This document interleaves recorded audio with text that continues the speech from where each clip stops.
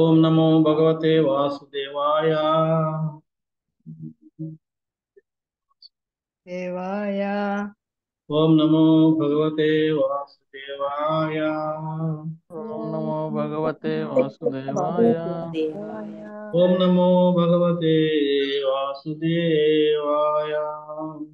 ఓం నమో భగవతే వాసుదేవాయ. నారాయణం నమస్కృత్యం నారాయణం నమస్కృత్యం నరం చైవ నరోత్తమం నరం చైవ నరోత్తమం దేవీం సరస్వతిం వ్యాసం దేవీం సరస్వతి వ్యాసం తతో జయముదీరయే. తతో తతో జయముదీరయే. నష్టప్రాయేషు అభద్రేషు నష్టప్రాయేషు అభద్రేషు నిత్యం భాగవత సేవయా. నిత్యం భాగవత సేవయా. భగవతీరుత్తమ శ్లోకే భగవతి భక్తిర్భవతి నైష్ఠికీ. భక్తి కృష్ణాయ వాసుదేవాయ కృష్ణాయ వాసుదేవాయ దేవకీ నందనాయ చ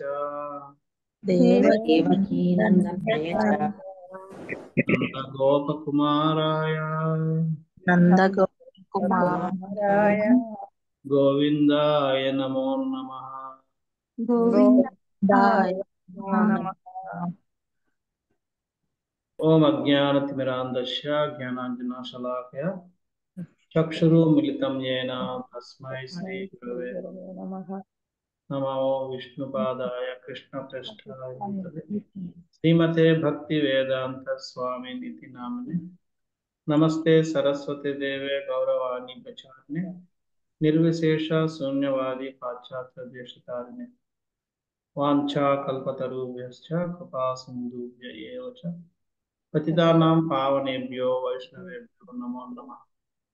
జై శ్రీకృష్ణ చైతన్య ప్రభు నిత్యానంద శ్రీ అద్వైత గదాధర శ్రీవాసవి గౌరవృంద.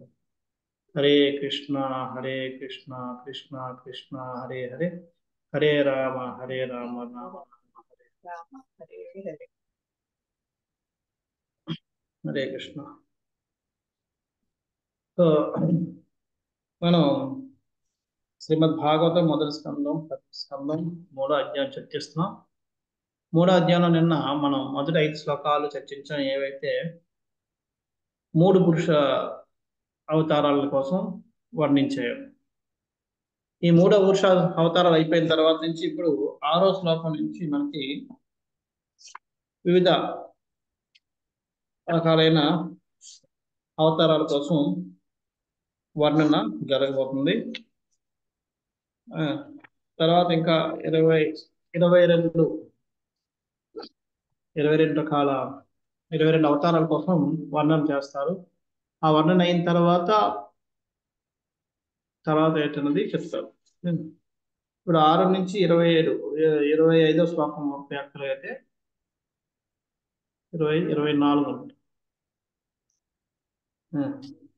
22 అవతారాల కోసం చెప్తారు. ఇప్పుడు మనం చెప్పబోయే అవతారాలన్నీ కూడా ఋషులు అడిగిన 5వ ప్రశ్నకి సమాధానం. ఋషులు 5వ ప్రశ్న ఏమడిగారు మనకు చూసుకుంటే మొదటి అధ్యాయం 1వ అధ్యాయంలో 18వ శ్లోకంలో అడుగుతారు. ఐదోది అదేంటని నేను తాత్పర్యం చదువుతున్నాను. ఓ ధీమంతుడైన సూత గోస్వామి, ఆ దేవదేవుని వివిధ అవతారముల యందలి దివ్య లీలలను మాకు వర్ణించి చెప్పుము. అది అంటే ఆ ఎన్నో దివ్యలీలలు చేస్తున్నాడు, ఎన్నో అవతారాలు ఎత్తి ఎన్నో దివ్యలీలలు చేశాడు కాబట్టి వాటిని మాకు వివరించి చెప్పు అని చెప్పి చెప్తున్నారు. అంచేత ఇక్కడ మనకి ఈ అవతారాలని క్లుప్తంగా మనకి వివరించి చెప్తున్నాడు సూత గోస్వామి, అది సుఖదేవ గోస్వామి అనుకోండి. అయితే ఇక్కడ ఇంకొకటి ఏంటంటే, మరి ఆయన వివరిస్తున్న అవతారము అని ఎలా తెలుస్తుంది అంటే, మనకి దాంట్లో కొన్ని ఉంటాయి. ఏంటంటే ఒకటి ఏంటంటే ఉమ్, అవతారం కోసం ఎప్పుడైనా వర్ణించినప్పుడు అవతార యొక్క లక్షణాలు కారణాలు రెండు వివరిస్తాం. ఉమ్. అలా లేకుండా ఎవరైనా సరే నేను అవతారం అని చెప్పుకుంటే అది అవతారం కింద రాదు. అది మనం చూసుకోవాలి. అది మనం అర్థం చేసుకోవాలి. ఉమ్. అంచేత అవతారం అంటేనే అవతారం లక్షణాలు, అవతారానికి ఉన్న కారణాలు కూడా వివరిస్తారు మనం. అందుకే ఇప్పుడు మనం చూడబోయే ప్రతి అవతారానికి కూడా దాని యొక్క అవతారం లక్షణాలు ప్లస్ కారణాలు రెండు కూడా వివరించబోతున్నారు. అది మనం చూసుకోవచ్చు. నేను దురదృష్టవశాత్తు ఏంటంటే తెలుగులో రాయలేదు, కానీ నాకు ఇంగ్లీష్ నోట్స్ లో ఉంది. కాస్త అది మీకు ఆ టేబుల్ లాస్ట్ లో మీకు షేర్ చేస్తాను. ఇంతకుముందు నాకు ఎవరికో ఏదో అడిగారు, నేను ఇస్తానని చెప్పాను, ఫార్వర్డ్ చేస్తానని చెప్పాను. నాకు అది గుర్తులేదు. ఏదో ఆన్సర్ ఏదో గుర్తుంది కానీ ఏది గుర్తులేదు. ఎవరికో చెప్పాను, ఎవరో ఏదో అడిగారు, నాకు అది పెట్టదంటే పెడతానని చెప్పాను. అది ఏంటో నాకు గుర్తులేదు. అది మహాజన్స్ పేరు అడిగారు. మహాజన్స్ పేరు అయితే పెడతాను ఓ చెప్పాను. Correct. Okay okay okay okay, అది పెడతాను. Okay, thank you. అది నాకు ఏదో గుర్తుంది, ఎవరు అడిగారు, నేను పంపిస్తాను అన్నాను కానీ ఎవరు పంపిస్తాను అన్నా అది షేర్ చేస్తా ఉన్నారు. అదే షేర్ చేస్తాను చెప్పాను కానీ నాకు ఏ కానీ గుర్తులేదు. ఏదో షేర్ చేస్తానని గుర్తుంది. ఓకే, మహాజన్ అది అది ఇది రెండు పెడతాం. ఇక్కడ 6 నుంచి మనం ఇప్పుడు అవతారాలని చూస్తున్నాం. సాయేవ ప్రథమం దేవ, ప్రథమం అంటే మొట్టమొదటి అవతారం అని చెప్తాం. సాయేవ ప్రథమం దేవ కౌమారం సర్గమాశ్రిత, కౌమారం సర్గమాశ్రిత చచార దుశ్చరం బ్రహ్మచర్యం అఖండితం. తొలుత సృష్టారంభమున బ్రహ్మచారులైన సనందాది బ్రహ్మదేవి 4 పుత్రులు ఉదయించిరి. వారందరిలో బ్రహ్మచర్య వ్రతమునందు స్థితులైన వారై పరతత్వానుభవం కొరకు తీవ్ర తపములను ఆచరించిరి.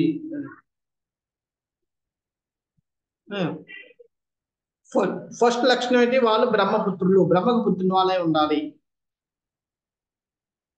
అందుకని అవతారం అంటే ఎవరు పట్టాలు చేసేసి చతుర్కుమారుడు నేను కుమారుని కానీ నాకు అట్లాగా, వాళ్ళు బ్రహ్మకు పుట్టిన వాళ్ళు ఉండాలి. అది లక్షణం. తర్వాత రెండో లక్షణం ఏంటి? వాళ్ళు బ్రహ్మచర్య వ్రతాన్ని ఆచరించి ఉండాలి. ఈ రెండో లక్షణం. కారణం ఏంటి? ఎందుకు పుట్టారు? వాళ్ళు పరతత్వానుభవం కోసం తీవ్ర తపస్సును ఆచరించారు. అంటే పరతత్వాన్ని తెలుసుకోవడానికి, ఎవరైనా పరతత్వం అంటే భగవంతుడి కోసం తెలుసుకోవాలనుకుంటే, పరతత్వాన్ని తెలుసుకోవాలనుకున్న వాళ్ళు ఏ విధంగా తపస్సు చేయాలి అని చూపించడం కోసం వాళ్ళు అవతరించిన అవతారం. సో ఈ విధంగా లక్షణాలు కారణం రెండు కూడా ప్రతి అవతారానికి వర్ణించబడింది. అలా ఉన్నప్పుడే దాన్ని మనం శాస్త్రంలో అలా ఉన్నప్పుడే దాన్ని అవతారం అంగీకరించారు. లేకపోతే ఎవరి పట్టాలు అవతారాన్ని అది ఇది అనుకుంటే కుదరదు. సో ఈ విధంగా అంటే ఇలా చతుర్కుమారు ఫస్ట్ మొదటి అవతారం చతుర్కుమారు. భాష ప్రభుపాలు చెప్తాయి, ఈ భౌతిక విశ్వం కొన్ని నిర్దిష్ట సమయంలో సృష్టించబడి పోషింపబడి అంతిమ లయింపబడును. కనుకనే విశ్వమునందరి బ్రహ్మ అనుసరించి సృష్టికు వివిధ నామం కలుగుచుండను. అంచేత బ్రహ్మను బట్టి ఆ విశ్వానికి కూడా నామకరణం అని జరుగుతుంది. ఒక్కొక్క బ్రహ్మాండానికి మనకు తెలియదు. మన వారి వీరంచన అంటారేమో, మన బ్రహ్మ పేరు వీరంచనుడు. వీరంచన అనే చదమ తెలియదు. పైన తెలుపబడిన రీతి సనందాదులు భౌతిక జగత్తు యొక్క కౌమార సృష్టి యందు ఉద్భవించింది. అది కౌమారం సర్గమాశ్రిత. సర్గం అంటే సృష్టి, కౌమారం అంటే సృష్టి. కౌమారం ఈ దశ అంటే ప్రారంభ దశ అని అర్థం. కౌమారం యవ్వనం జర తదా దేహాంతరవర్తి. అంటే కౌమారం అంటే బాల్యం అంటే కౌమారం. బాల్యం అంటే చిన్నది. దాని తర్వాత కౌమారం. బాల్యం అంటే శిశువు అంటే మనకు బాల్యం అంటే 1 year లోపు, తర్వాత కౌమారం 5 సంవత్సరాల లోపు. సో ఈ విధంగా కౌమార దశలో అటు సృష్టి అయిన తర్వాత మరి శ్రావణంలో కూడా కొద్దిగా కౌమార దశకు వచ్చిన టైంలో వీళ్ళు అవతారం. సమయం కూడా కౌమార దశలో, అంతేగాని ఎప్పుడు పడితే అప్పుడు కాదు. ఇప్పుడు పుట్టించింది చతుర్కుమార్ అంటే పంచాయతీ. సో ఈ విధంగా అజాక రక్షణ.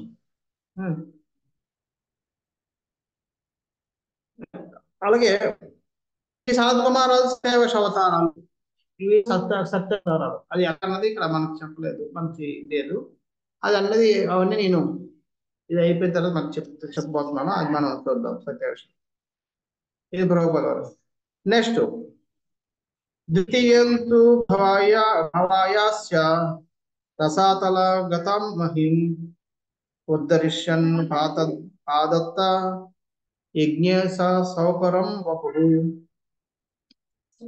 ద్వితీయం, రెండో అవతారం. ద్వితీయ అవతారము సర్వ యజ్ఞములకు పరమ భోక్తి అయిన భగవానుడు వరాహ అవతారం దాల్చి దరిద్ర యొక్క క్షేమము కొరకే దాన్ని రసాతలం నుండి ఉద్ధరించను.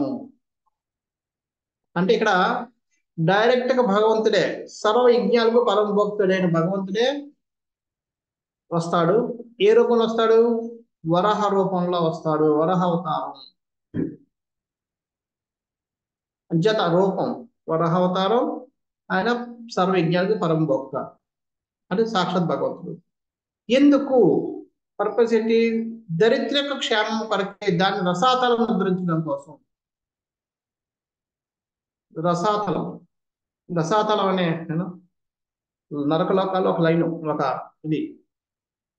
మన భూమికి కింద 7 సమతలాలు ఉన్నాయి నరక లోకాలు.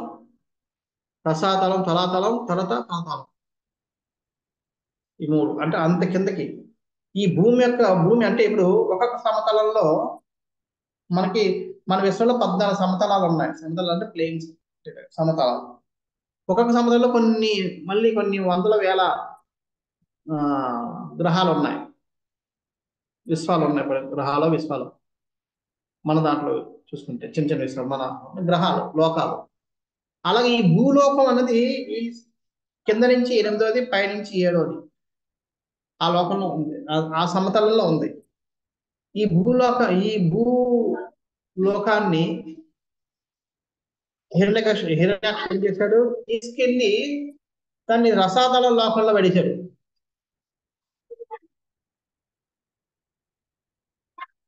చూడండి వాళ్ళ శక్తి అందుకనే చాలా మంది ప్రశ్నలు అడుగుతారు. భగవంతుడు నిజంగా ధర్మ సంస్థాపనార్థాయ సంభవామి యుగ యుగి అంటాడు కదా. మరి ఇక్కడ ఇంత అధర్మం జరుగుతుంటే ఎందుకు రావడం లేదంటారు. కానీ ఇక్కడ ఇప్పుడు జరుగుతున్న అధర్మాలు ఇవన్నీ అంత ఇది అవసరం లేదు. దీనికి ఆయన రావట్లేదు. చిన్న కరోనా లాంటి వైరస్ పంపిస్తే అందరూ మొట్టమొదటి కూర్చుని లోపల కూర్చుంటారు కదా. చూడండి, హిరణ్యకృష్ణుడు భూలోకాన్ని తీసుకెళ్లి రసాతల లోపల పెట్టేశాడు. అంటే ఎంత శక్తి ఉండకపోతే అటువంటి వాళ్ళకి ఈ వైరస్లు పనిచేయవు. అందుకని ఆయన సాక్షాత్ రావాల్సి వస్తుంది. దాన్ని మళ్ళీ ఉద్ధరించి పైకి తీసుకురావడం కోసం. రసాతలం నరకలోకం అంటే భూలోకాన్ని తీసుకెళ్ళి నరకలోకంలో వదిలేశాడు. అంటే ఇప్పుడు మనకి ఎక్కడ తీసుకెళ్లి బురదలో పడేస్తే ఎంత కంపకం పడుతుందో మనం భరించడం మంచిగా ఉండే వాళ్ళకి. కానీ అదే అలవాటు అయిపోయిన వాళ్ళకి అలవాటు అయిపోతే అదే ముఖ పనిచేయదు, తర్వాత వేరే విషయం. కానీ కొత్త చాలా కష్టం అయిపోద్ది. ఎక్కడన్నా ప్రశాంతమైన ప్రదేశంలో ఉన్నవాడిని తీసుకొచ్చి సిటీలో వదిలేసాం, వాడి మధ్యలో వాడికి నిద్ర రాదు రాత్రి. అలాగే సిటీలో ఉన్న అంతగా ఎక్కడ ఒక్క చెట్టు కానీ ఏం రాదు. వాళ్ళకి వీడికి అది నరకం, ఆడికి ఇది నరకం. సో అదే విధంగా ఈ భూలోకాన్ని తీసుకెళ్లి ఆ రసాతల లోకంలో నరకలోకంలో పడేస్తే వాళ్ళ పరిస్థితి ఎలా కూడా చూస్తాం. వాళ్ళని ఉద్ధరించడం కోసం భగవంతుడు వరాహరూపం ఎత్తాడు. ఎందుకు వరాహరూపం ఎత్తాడు అన్నది కూడా చెప్పాడు. ఎందుకు ఎత్తాల్సి వచ్చింది? ఉద్ధరిష్ట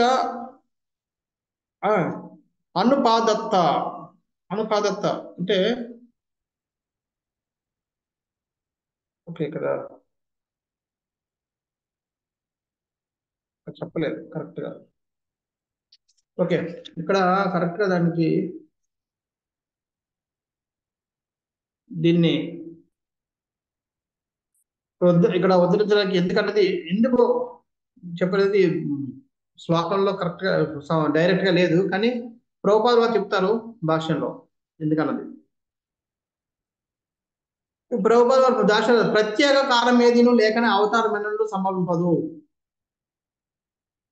ఏ కారణం లేకుండా పుట్టిన ఏదో షికారికి భగవంతుడు రాడు. భగవంతుడు అవతారం ఎత్తాడు అంటే దాని వెనకాల ఏదో కారణం ఉంటుంది.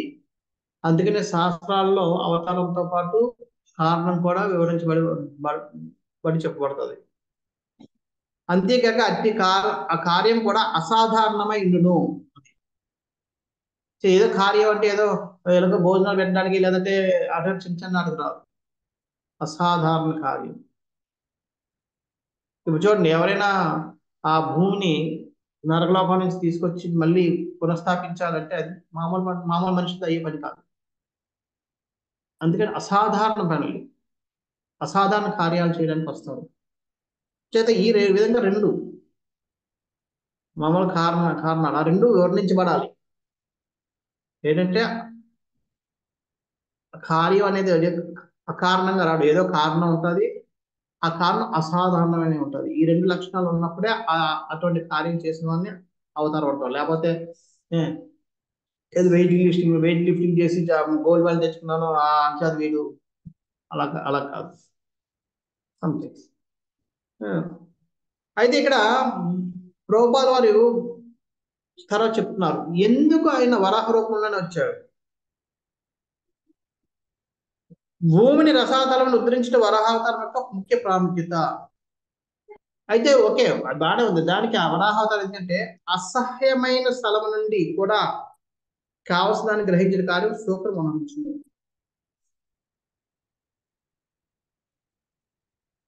మనకి శూకరం చూసుకోండి, శూకరం అంటే పంది మనం తెలుగులో చెప్పుకోవాలి.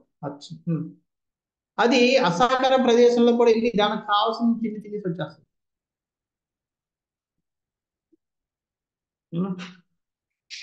అంచేత దానికి అటువంటి అసహకరమైన ప్రదేశంలో కూడా వెళ్ళగలిగే స్థోమత దానికి ఉంది. కాబట్టి ఈ నరకం లాంటి అసహాయకరమైన ప్రదేశానికి వెళ్ళడానికి ఆయన దానికి చిహ్నంగా నేను వెళ్తున్న ప్రదేశం దరిద్రమైన ప్రదేశం, అక్కడికి వెళ్ళాల్సి వస్తుంది అని తెలియజేయడం కోసం వరాహ అవతారం ఎత్తాడు.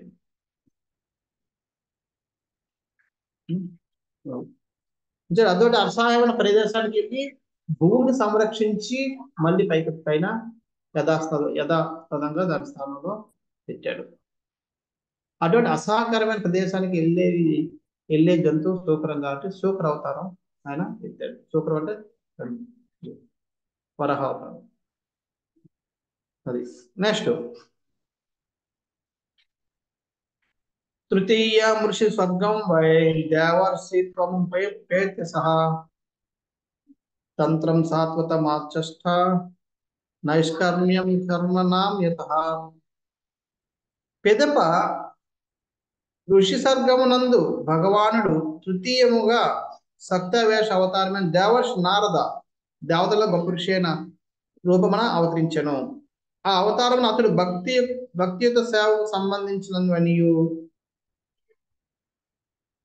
నిష్కామ కర్మను ప్రేరేపించినవిను అగు వేద వివరములను సంగ్రహపరచను. అంటే ఇక్కడ నెక్స్ట్ మూడో అవతారం ఏంటి? ఆయన దేవతల్లో ఋషి, అంటే దేవలోకంలో పుట్టి ఋషిగా, మామూలు ఋషి కాదు, ఇక్కడ కాదు, భూలోకంలో కాదు, దేవతా లోకంలో ఆయన ఋషిగా ఉంటాడు. ఆయన నారదుడు పేరు. దానికి ఇలా ఆయన లక్షణం ఏంటి? దేవతల్లో ఋషి, దేవర్షి అంటే దేవతలు. రాజఋషి అంటే రాజుగా ఉంటూ ఋషి. అదే దేవత అయి ఉండి కూడా ఆయన ఋషి. అది దేవర్షి ఆరోపణ ఉంటాడు. ఆయన కార్యం ఏంటి? భక్తియుక్త సేవకు సంబంధించినవి, నిష్కామకర్మకు సంబంధించినవి. ఈ రెండింటిని కూడా వేదాల్లో ఉన్న ప్రతిదాన్ని సంగ్రహించి ఒక చోట పెట్టారు. అదే ఆ సంగ్రహణ గ్రంథమే ఈయన రాసింది నారద పంచరాత్రము అని చెప్పి. అంటే ఆయన మెయిన్ ముఖ్యమైనది భక్తి కోసం వేదాల్లో ఎక్కడ ఏ విధంగా ఏం చెప్పారు అన్నది అంత సంగ్రహం చేసి మనకు ఉపదేశం చేయాలి. అది ఆయన కార్యం. జత భక్తియుక్త సేవకు సంబంధించిన నారద పంచరాత్రం అనేది వేద వ్యాఖ్యానం ఆయన రచించాను అని. జత నారదమని ఏం చేశాడు? భాషణ ప్రభుత్వాలు భక్తి సేవకు సంబంధించిన నారద పంచరాత్రం అనేది వేద వ్యాఖ్యానము ఆయన రచించాడు. దాని ద్వారా ఆయన భక్తిని ఎలా చేయాలి అన్న విధానాన్ని మనకి నేర్పుతున్నాడు. ఇక్కడ మనకి నిష్కామ కర్మలు కూడా చేస్తున్నారు. నిష్కామ కర్మలు అంటే ఎటువంటి కోరికలు ఉండకూడని కర్మలు కూడా చెప్తారు. నిష్కామ కర్మలు అనే కోరికలు మనం కోరుకుంటే ఏమవుతాయి? దాంట్లో మనం ఏదో ఒక బాధలు కలుగుతూ ఉంటాయి. అర్థం. అంచేత మనకి ఈ భౌతిక జగత్తులో మనకి అంటే ప్రభుత్వాలు చెప్తారు, కానీ నామాత్ర సుఖము లేదా నామాత్ర దుఃఖం అనే రెండింటి భౌతిక స్థితులు అన్నీను అంత్యంలో దుఃఖమని కలిగించును. అంటే ఈ భౌతిక జగత్తులో మనకు సుఖం వచ్చినా లేదంటే దుఃఖం వచ్చినా కూడా మనకి మిగిలేది దుఃఖమే. నామమాత్రం, పేరుకే సుఖం లేదా పేరుకే దుఃఖం, ఏది ఉండదు. దుఃఖం శాశ్వతంగా ఉండదు, సుఖం కూడా శాశ్వతంగా ఉండదు. ఆ రెండు కూడా జస్ట్ పేరుకుంటే ఆ రెండు వల్ల వచ్చేది మనకి దుఃఖమే. సుఖం కూడా మన దుఃఖాన్ని కలిగిస్తుంది, అది మనం అర్థం చేసుకోవాలి. తర్వాత తుర్యే ధర్మ కళా సర్భ్యే నరనారాయణ ఋషి భూతాత్మో పశ్యోపేతం అకరోత్ దుశ్చరం తపః. 4వ అవతారమున భగవానుడు రాజైన ధర్ముని భార్యకు నరనారాయణుడి కవలపుత్రులుగా జన్మించెను. ఆ విధంగా అవతరించి అతడు తీవ్రమును మార్గదర్శకమును ఆయన తపస్సును ఇంద్రియ నిగ్రహం కొరకే అవతరించిరి. 4వ అవతారంలో ఎవరికి? ఆయన ధర్మానికి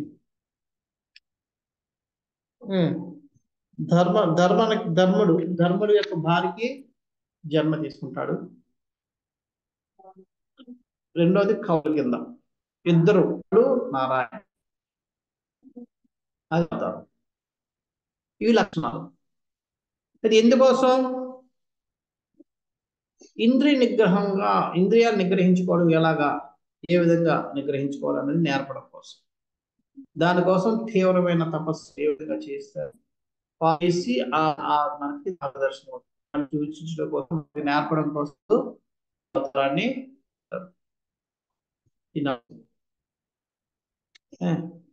రూపాయల వారు లాస్ట్ లో రాస్తూ హిమాలయం నది బద్రీనారాయణ నరనారాయణ అవతారం నేటికి అర్చింపబడుతున్నది.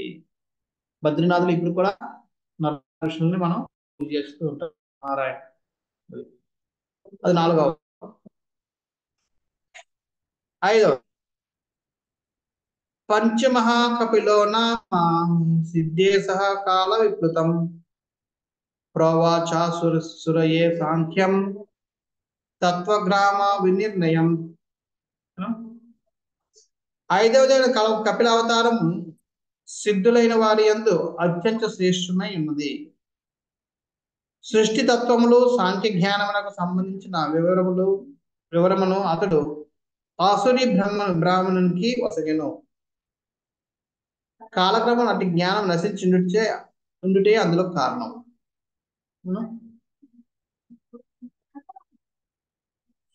కపిల అవతారం లక్షణం ఏంటి? ఆయన శిష్యులలో అత్యంత శ్రేష్ఠుడు. నేను ఆయన సిద్ధులలో అత్యంత శ్రేష్ఠుడు. అంటే సిద్ధ పురుషులందరిలోకి శ్రేష్ఠుడు. ఆయన సిద్ధునికి ఒకటి లేడు. ఆయన కారణం ఏంటి? సృష్టి తత్వాలని, సాంఖ్య జ్ఞానాన్ని సంబంధించిన వివరణలు మనకి అందజేయడం. అది అంచేత ఆయన సృష్టి యొక్క తత్వాన్ని సాంఖ్య జ్ఞానం అంటే ఏ విధంగా ఆ తత్వాన్ని ఏ విధంగా విశ్లేషించి మనం ఏం చేయాలన్న దాన్ని మనకి వివరించి చెప్పడానికి ఆయన అవతరించాడు. భౌతిక సృష్టికి కావలసిన తత్వముల సంఖ్య 24. అవన్నీ సంఖ్యాతత్వ విధానంలో విపులంగా వివరింపబడినవి. ఇంతకుముందు మనం 16 అన్నాం కదా, గుర్తుందో లేదో? మహాతత్వంలో 16 సృష్టించాడు. యాక్చువల్ నిజానికి అవి 24. 16 ఎవరికైనా గుర్తున్నాయా?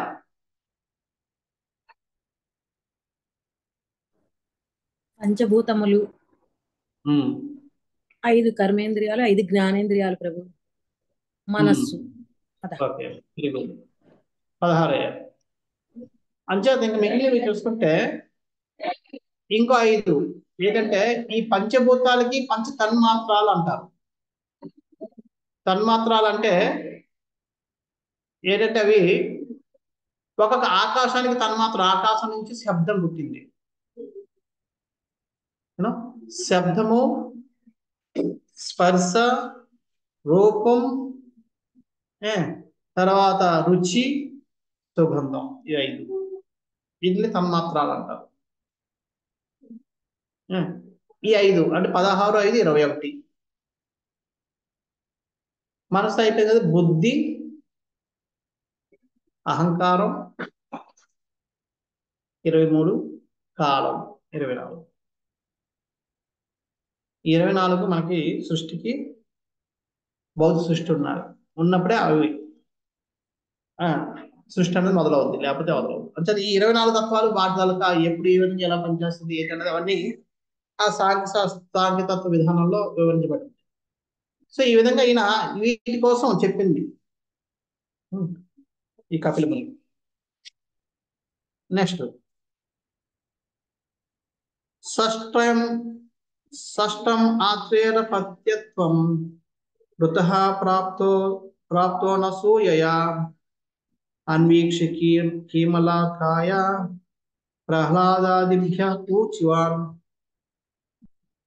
తర్వాతది అత్రి మహర్షి తనయుడే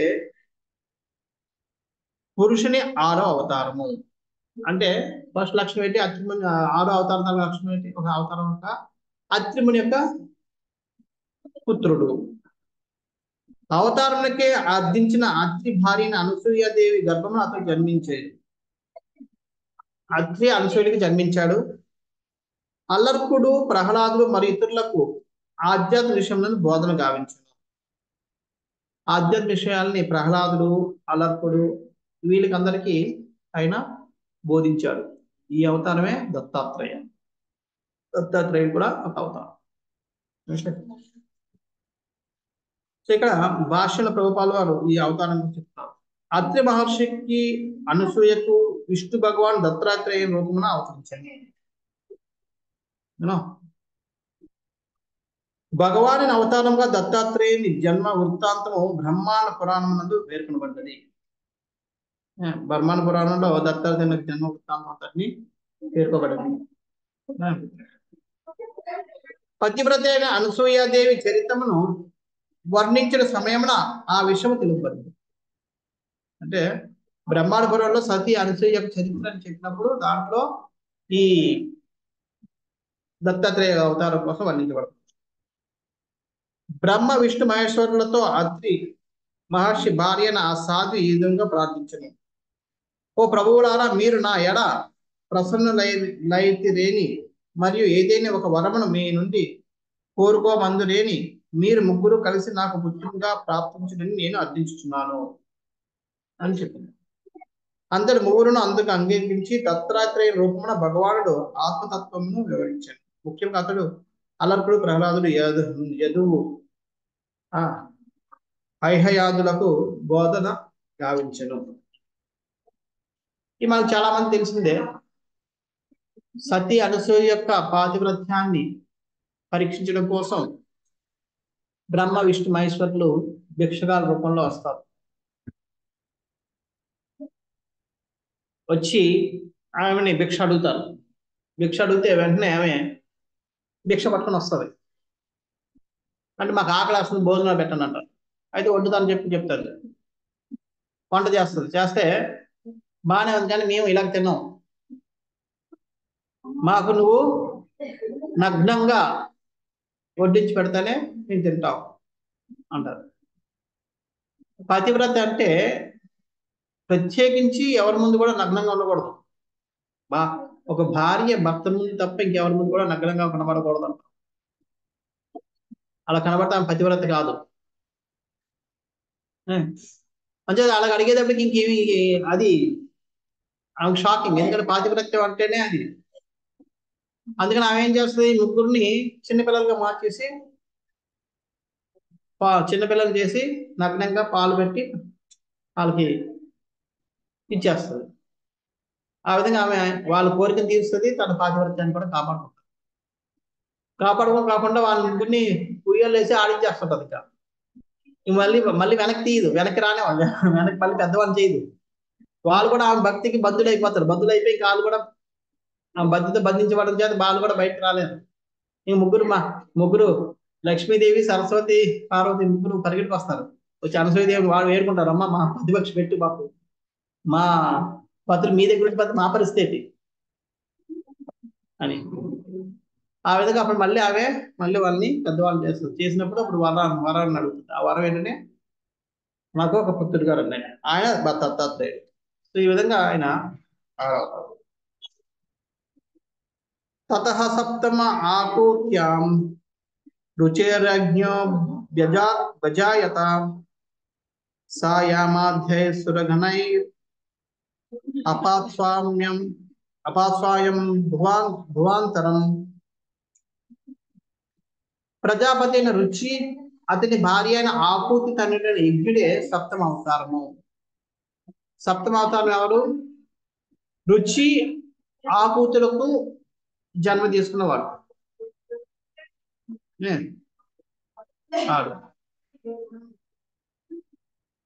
ఆయన ఏంటి, తన తనయుడైన యముని వంటి దేవతల సహకరింపబడిన వాడే అతడు స్వయంభవ మన్వంతర కాలంలో పాలించను. ఆయన మనువుగా పర్పస్ ఏంటి, మా ఉద్దేశం ఏంటి, స్వయంభవ మనువు కాలంలో ఆయన పరిపాలన కొనసాగిస్తాడు. అది కూడా అవతారం. లక్షణాలు ఏంటి? రుచి, ప్రజాపతి యొక్క రుచి, ఆయన భార్య ఆకూతికి పుడతాడు. ఆయన పేరే యజ్ఞుడు. స్వయంభూ మనపు కాలము ప్రస్తుత సమయము వైవస్వత మన్వంతరము. స్వర్గాధిపతి అయిన ఇంద్రుని పదవిని స్వీకరించుటకు అర్హుడైన జీవుడు లభించినందునే విష్ణువే స్వయంగా ఇంద్రునిగా అవతరించాను. ఆ విధంగా యజ్ఞుని రూపంలో అతడు తన పుత్రులైన యమాది దేవతలచే సహకరింపబడి లోకపాలన వ్యవహారం గావించాడు. ఆ సమయంలో ఆయనకి సరైన ఆ పదవికి సరైన జీవుడు లేకపోవడం వల్ల భగవంతుడే మళ్ళీ తిరిగి ఆ అవతారాన్ని ఎత్తి అట్లా ఇచ్చేశారు. మనకి చాలాసార్లు ఇంతకు ముందు కూడా చెప్పుకున్నాం. నేను చర్చించిన గుణావతారం అంటే కొన్నిసార్లు ఎప్పుడైతే బ్రహ్మ పోస్టింగ్ సరిపడా జీవుడు దొరకడో అప్పుడు భగవంతుడే బ్రహ్మ రూపంలో వస్తాడు. దాన్ని సత్యావేశ అవతారం అంటాం. అలాగే ఇక్కడ కూడా ఈ మన్వంతర అవతారాలు మనుగా వస్తుంది. నెక్స్ట్ అష్టమే మేరు ధావ్యం తు నాభ్యేర్జాత ఉరుక్రమ దర్శయం వర్త్మ ధీరానాం సర్వాశ్రమ నమస్కృతం. మహారాజు నాభి మరియు మేరుదేవి యొక్క సంతానమైన ఋషభదేవుడు 8వ అవతారం. 8వ అవతారం ఏంటి? నాభి మేరుదేవులకి పుడతాడు. ఆయన మరి కారణం దేనికి? ఏం కారణం చేత? పూర్ణమైన ఇంద్రియ నిగ్రహం కలిగి సర్వాశ్రముల వారిచే గౌరవ ధీరులు అనుసరించినటువంటి పూర్ణత్వ మార్గమును ఇతడు ఈ అవతారం చూపాను. అది ఇంద్రియ నిగ్రహం కలిగి అందరి చోట, అంటే బ్రాహ్మణులు, క్షత్రియులు, శూద్రులు, వైశ్యులు నలుగురు చేత కూడా గౌరవించబడాలి. అంటే ఎలా ఉండాలి, ఏం చేయాలి, ఏ విధంగా ఇంద్రియాలను నిగ్రహించుకోవాలి అన్న ఆ విధంగా ఆయన వ్యవహారం ద్వారా చూపించాడు. అది ఈ విధంగా ఆయన అవతారం. అంటే అన్ని వర్ణాల చేత కూడా, అన్ని వర్ణాల వారి చేత కూడా గౌరవింపబడడం ఎలాగా? జనరల్ గా బ్రాహ్మణులు అన్నవారు మిగతా ముగ్గురితోటి గౌరవింపబడతారు. కానీ బ్రాహ్మణులు గౌరవించే వాళ్ళంటూ ఎవరు పెద్దగా ఉండరు. ఎందుకంటే అందరూ వాళ్ళని గౌరవిస్తారు కదా, వాళ్ళే ఉండదు. కానీ వాళ్ళతో కూడా గౌరవించబడే విధంగా ఉండాలి అంటే ఏం చేయాలి, ఏ విధంగా ఉండాలన్నది మనకి ఆయన నడిచి చూపించాడు. అది చూపడం కోసం ఈ అవతారం ఇచ్చాడు. అంటే ఏ విధంగా అనుసరిస్తే వాళ్ళు బ్రాహ్మణుల చేత కూడా పూజనీయులు అవుతారు.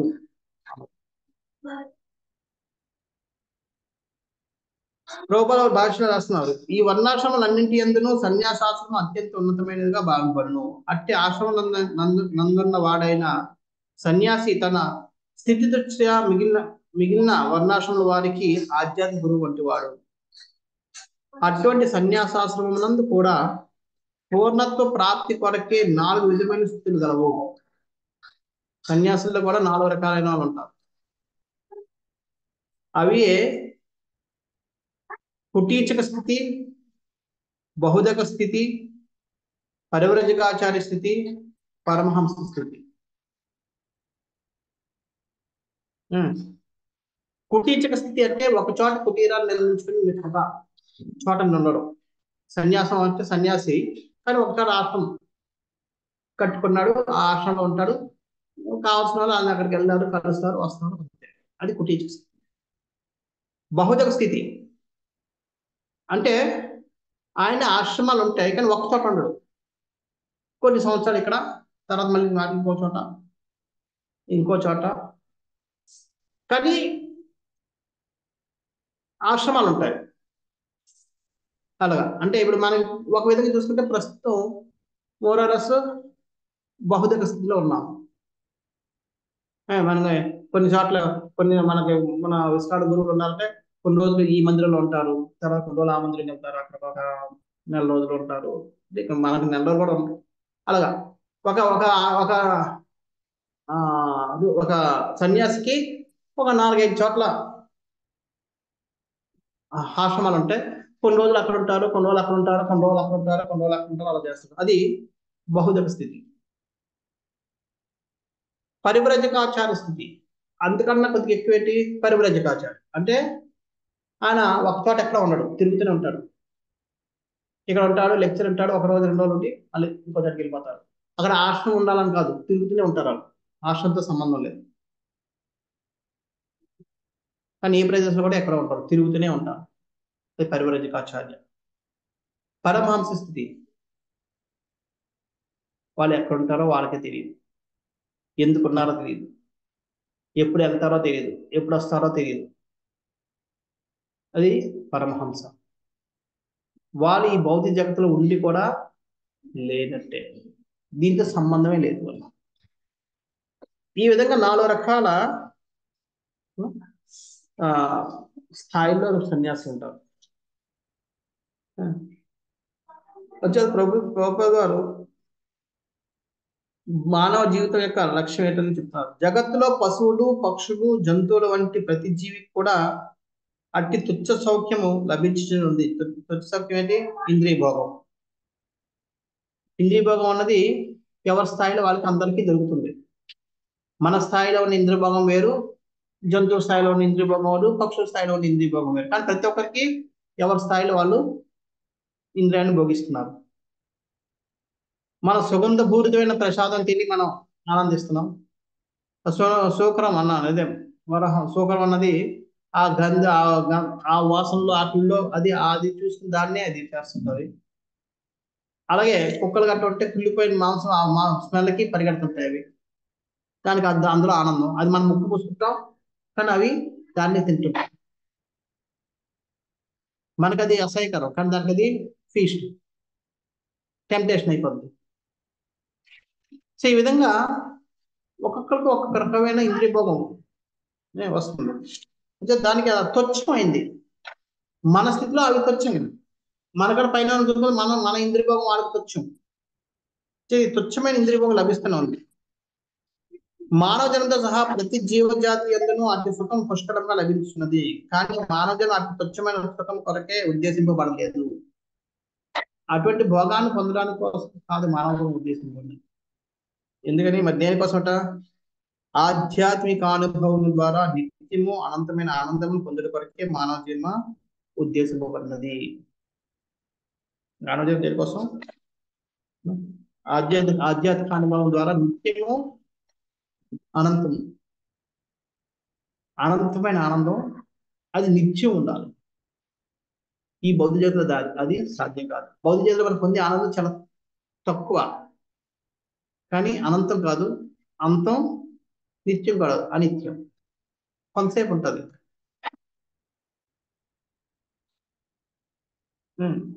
కానీ మనకి మేము మీరు వింటున్నారు నిత్యానంద ప్రభు కోసం మనం చర్చిస్తున్నాం. కానీ నిత్యానంద ప్రభు ఎప్పుడు కూడా ఆ కృష్ణుని యొక్క లీలను సంధించిన ఆనందంలో నిత్యం తేలాడుతూనే ఉన్నాడు. అప్పుడప్పుడు ఆయన బయటకు వస్తున్నాడు ఈ లోకంలో, లేకపోతే ఎప్పుడు కూడా ఆయన ఆనందంలో మునిగిపోతున్నాడు. అది నిత్యం అనంతమైన ఆనందం. ఆ ఆనందంలో ఆయన ఎగురుతున్నాడో తెలియడం లేదు, పరుగుతున్నాడో తెలియదు, కూర్చున్నాడో తెలియదు, బట్టలు ఉన్నాయో లేవు, ఏమో తెలియదు. ఆ విధంగా ఉన్నది. అది నిత్యానందం. అటువంటి ఆనందాన్ని పొందడం అనేది మనిషి యొక్క లక్ష్యం, ధ్యేయం. అది మనం అర్థం. ఇంద్రియ భోగంలోని దూరులేని వారే ధీరులు అనబడను. నిజానికి ఎవరైతే ధీరులు అంటే ఎవరంటే ఎంత ఎక్కువ ఇంద్రియ భోగాన్ని భోగిస్తారో వాళ్ళు ధీరులు కాదు. యాక్చువల్లీ అది అందరూ చేస్తారు, దొరికితే అందరూ చేస్తారు. ధీరులైన వాళ్ళు ఎవరు? ఎవరైతే దాన్ని నిలదొక్కుని ఉంటారో. నేను ఒకసారి వీడియో చూశాను.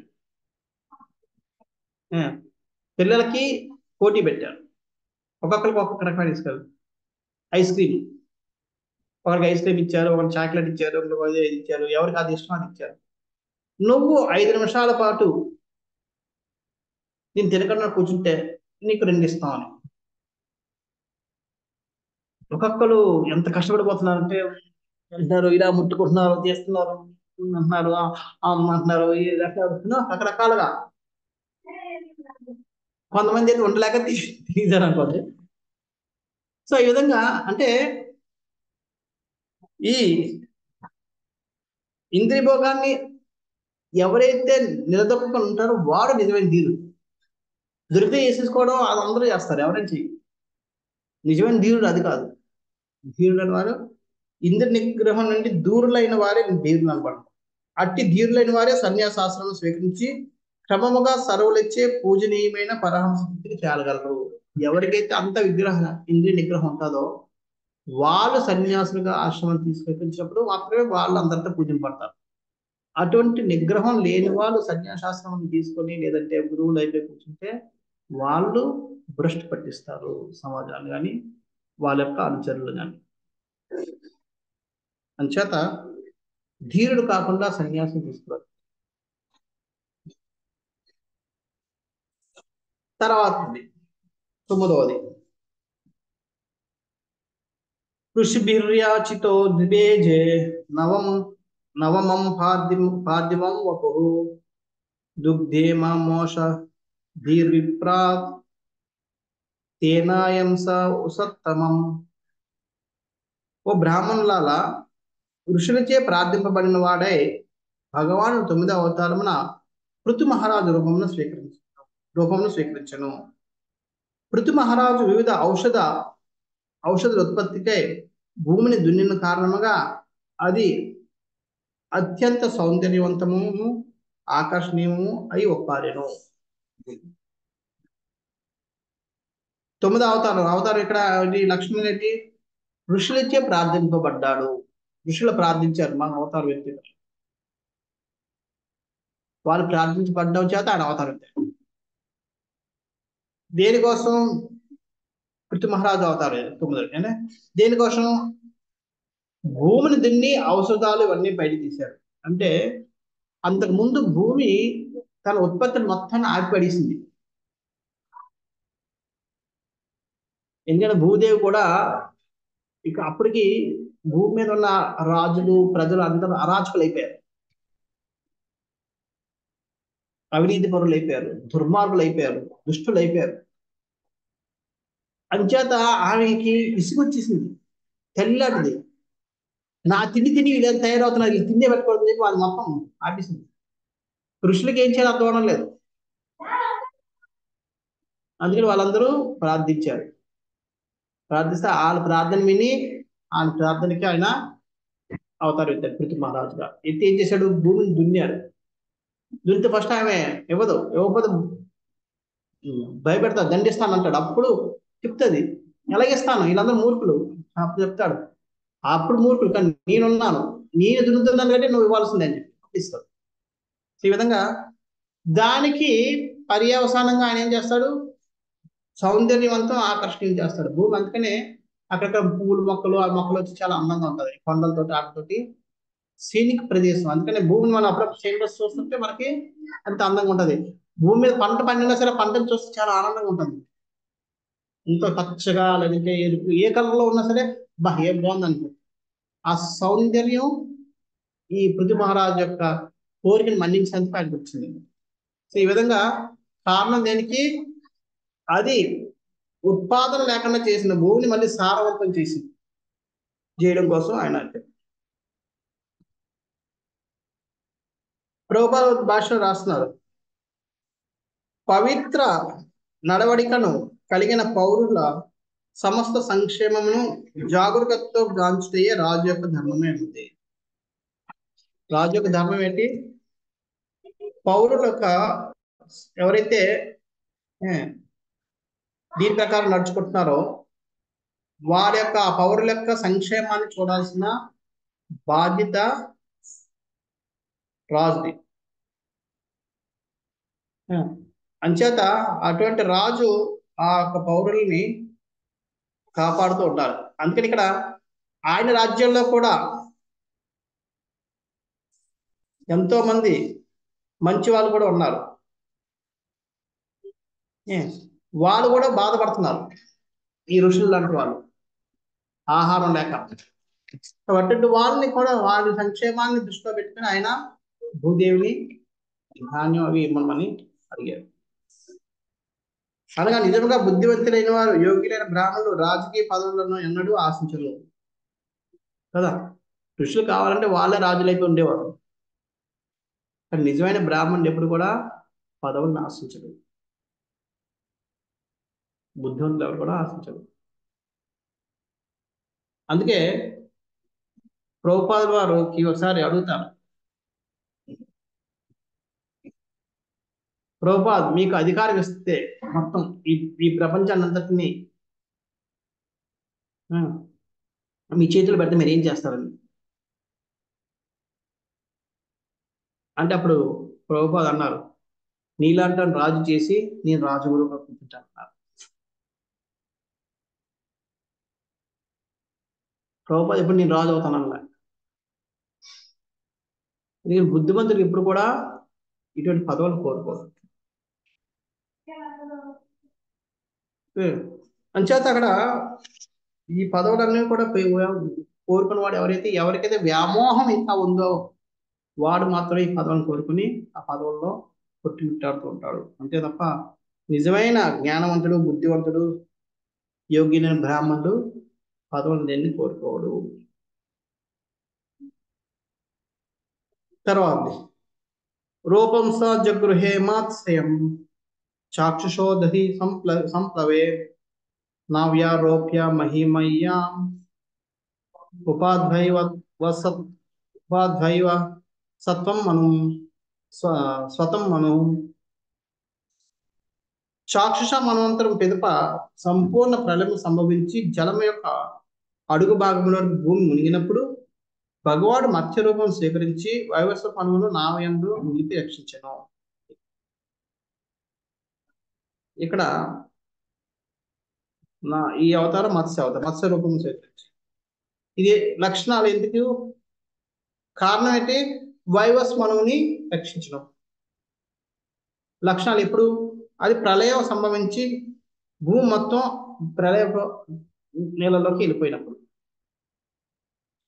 యాక్చువల్గా ప్రతి మన్వంతరం తర్వాత ప్రళయం వస్తుంది, కానీ అది ఇలాగ భూమి మొత్తం నిలిగిపోయేంత రాదు.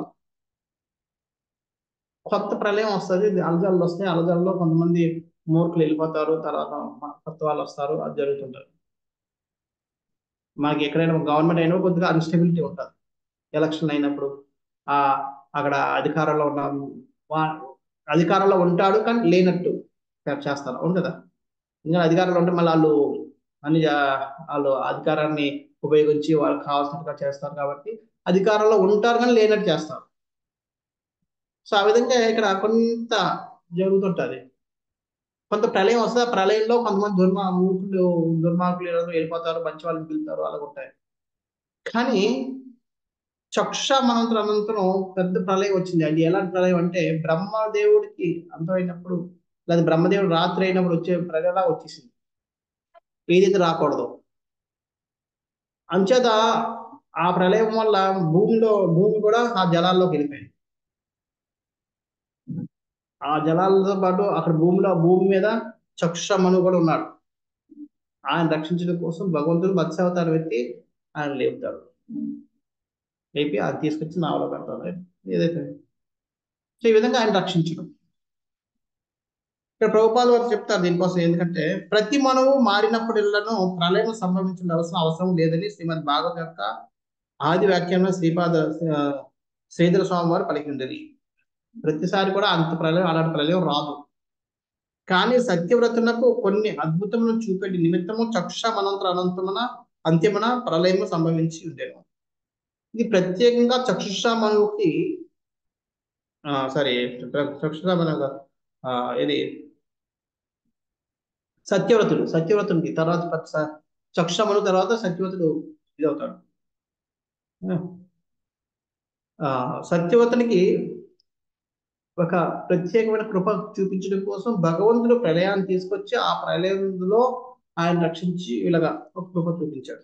దానికోసం ఇది జరిగిందని చెప్తున్నారు. కానీ జీవగోస్వామి వారు మాత్రం ప్రతి కాలం పూర్తయినంతనే ప్రళయం సంభవించిందని విష్ణు ధర్మోత్తర పురాణము, మార్కండేయ పురాణము, హరివంశాది పురాణ గ్రంథం ఆధారం చేసుకుని నిర్దిష్టమైన రుజువులను వస్తుంది. అంచేత శ్రీధర స్వామి అవదంటారు, జీవగోస్వామి ఉంటాది అంటున్నారు. ఉంటాది అన్నది కరెక్టే, కానీ ఇంత ప్రళయం ఉండడం అన్నది జరగవచ్చు.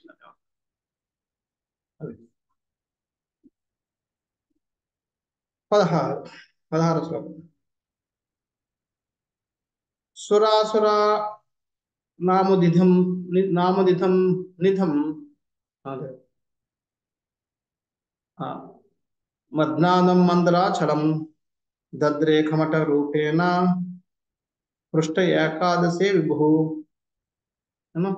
సుర అసుర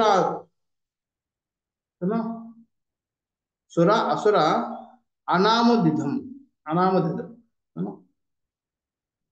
అసురాణం ఉదయం అంటే సముద్రం నందు. మద్నాథం అంటే చిలకడం. 11వ అవతారం ఏంటి, భగవాన్ కూర్మ రూపం ధరించాను. ఎందుకని, విశ్వ దేవతలు దానవులు అనుసరించిన సముద్రం ముందు కార్యమంది కవ్వమైన మందార చలమునకు కూర్మావతార కవచము ఆధారమైంది. కూర్మావతార కవచాన్ని ఆయన ఆ మందార పర్వతంతో చిలకాలం ఉంటారు. ఆ పర్వతం బరువుకి కిందకి వెళ్ళిపోతుంటే దాన్ని నిలబెట్టడం కోసం ఆయన కూర్మావతారం పెట్టి కిందన నిలబడి అది కిందకి వెళ్ళిపోకుండా పట్టుకుంటాడు. తర్వాత దానవంతనం ద్వాదశమం త్రయోదశమే త్రయోదశమేవ చ అపాయమస్సు అనన్యో మహిన్యా మోహయన్ స్త్రియా. 12 అవతారం భగవానుడు ధనవంతు రూపం ధరించను. పిదప 13 అవతారం ఆ సుందర స్త్రీ రూపంతో దానవులను మోహపరిచి దేవతలకు అమృతమును సగను. 12 అవతారం ధన్వంతరి అవతారం ఆయన ఔషధాలను ఇవ్వడం. 13 అవతారంలో వాళ్ళు ఎన్నో లక్షణాలు ఏంటి? సుందర స్త్రీ రూపంలో రావడం, దానవులను మోహపరచడం. ఎందుకు? దేవతలకు అమృతాన్ని ఇవ్వడం కోసం. ఈ విధంగా కారణం. చతుర్దశం నారసింహం బిభ్రదైత్యేంద్రం మూర్జితం దదార కరజైరూరావం ఏకరాం కటకృద్యత. 14 అవతారం భగవానుడు నరసింహునిగా అవతరించి వడ్రంగివాడు వెదురుని చీల్చివేయినట్లు తన వాడి అయిన నఖములతో దానవుడైన హిరణ్యకశిపుడిని దృఢమైన శరీరంను చీల్చేసాను.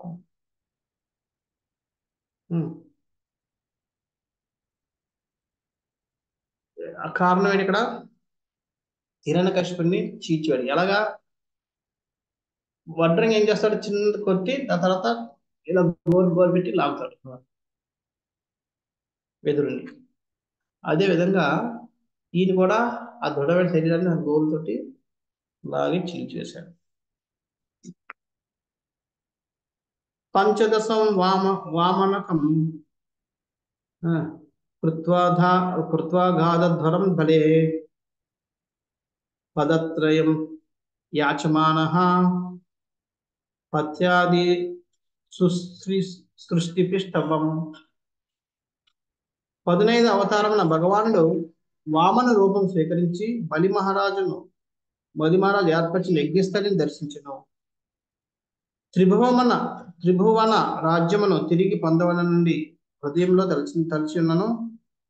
అతడు కేవలం 3 అడుగుల నేలను మాత్రమే దానముగా కోరాడు. అది ఇక్కడ 15వ రూపం ఏంటి? బలి మహారాజు.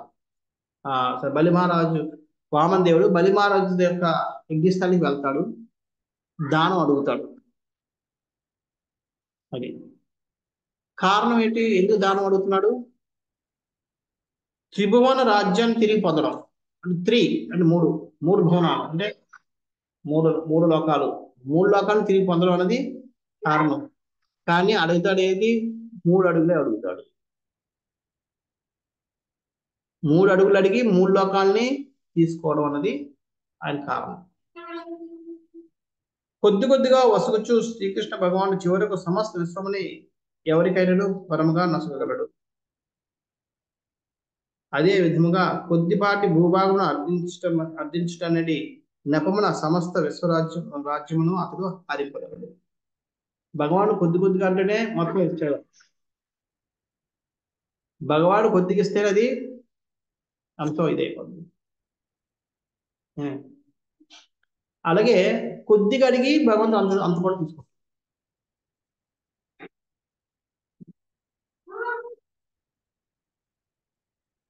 ఆ విధంగా అవతారే షోడశమే పశ్యన్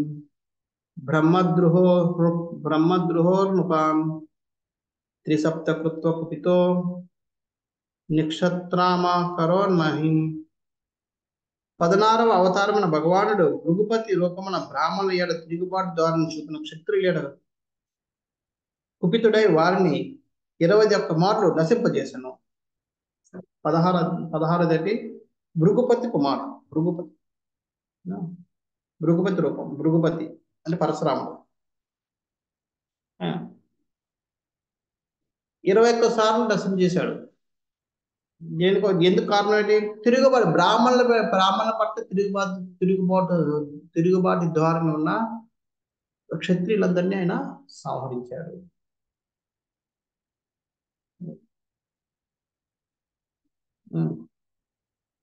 ఇక్కడ ప్రభుపాద భాష్యంలో క్షత్రియులకి బ్రాహ్మణులకి ఉన్న పాత్రల కోసం వివరిస్తున్నారు. చూడండి, క్షత్రియులైన వారు బ్రాహ్మణుల నిర్దేశములను అనుసరించి లోకపాలనను గావించవలసి ఉన్నది. క్షత్రియుడు రాజ్యపాలన చేసినప్పటికి కూడా ఆయన బ్రాహ్మణుల యొక్క నిర్దేశానుసారమే చేయాలి. ఎలా పడతాను ఇష్టానుసారం చేయడానికి లేదు.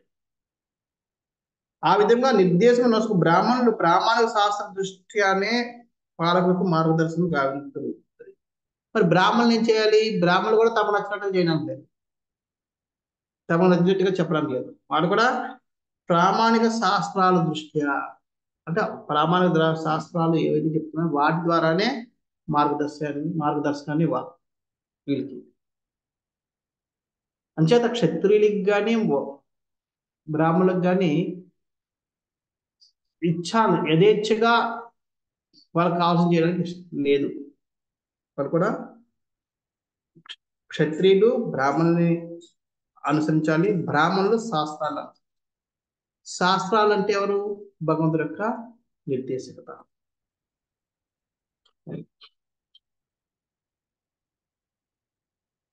అట్టి నిర్దేశం అనుసరించి పాలకులు రాజ్యపాలన గావించరు. కానీ పండితులు బుద్ధివంతులు బ్రాహ్మణులు ఆజ్ఞ విషయమైన క్షత్రియుల పక్షమున నిర్లక్ష్యత గోచరించవచ్చో వారిని పదవుల నుండి బలవంతంగా తొలగించి దక్షత కలిగిన పరిపాలనకి ఏర్పాటు చేయబడేవారు. ఎప్పుడైతే అటువంటి క్షత్రియులు పాటించారో, క్షత్రియులు ఇటువంటి బ్రాహ్మణుల పట్ల నిర్లక్ష్యత ప్రదర్శిస్తారో అప్పుడు ఏం చేయాలి? బ్రాహ్మణులకు ఉన్న శక్తి ఏంటి? వాళ్ళు అటువంటి వాళ్ళని తొలగించి మంచి వాళ్ళు మళ్ళీ పదవులు పెట్టాలి. అదే చేస్తారు. సో అందుకనే ఈయన ఏం చేశాడు? అటువంటి క్షత్రియులందరినీ సంహరించేశాడు. మొత్తం భూమి అంతా నిండోడడం తోటి మొత్తం అందరినీ సంహరించేశాడు. అలా 21 మార్లు మొత్తం ప్రదర్శన చేస్తే 21 సార్లు ప్రదర్శన చేశాడు. ఆ దాంట్లో ఎవడైతే ఉన్నాడో వాళ్ళందరూ సంహరించేశాడు.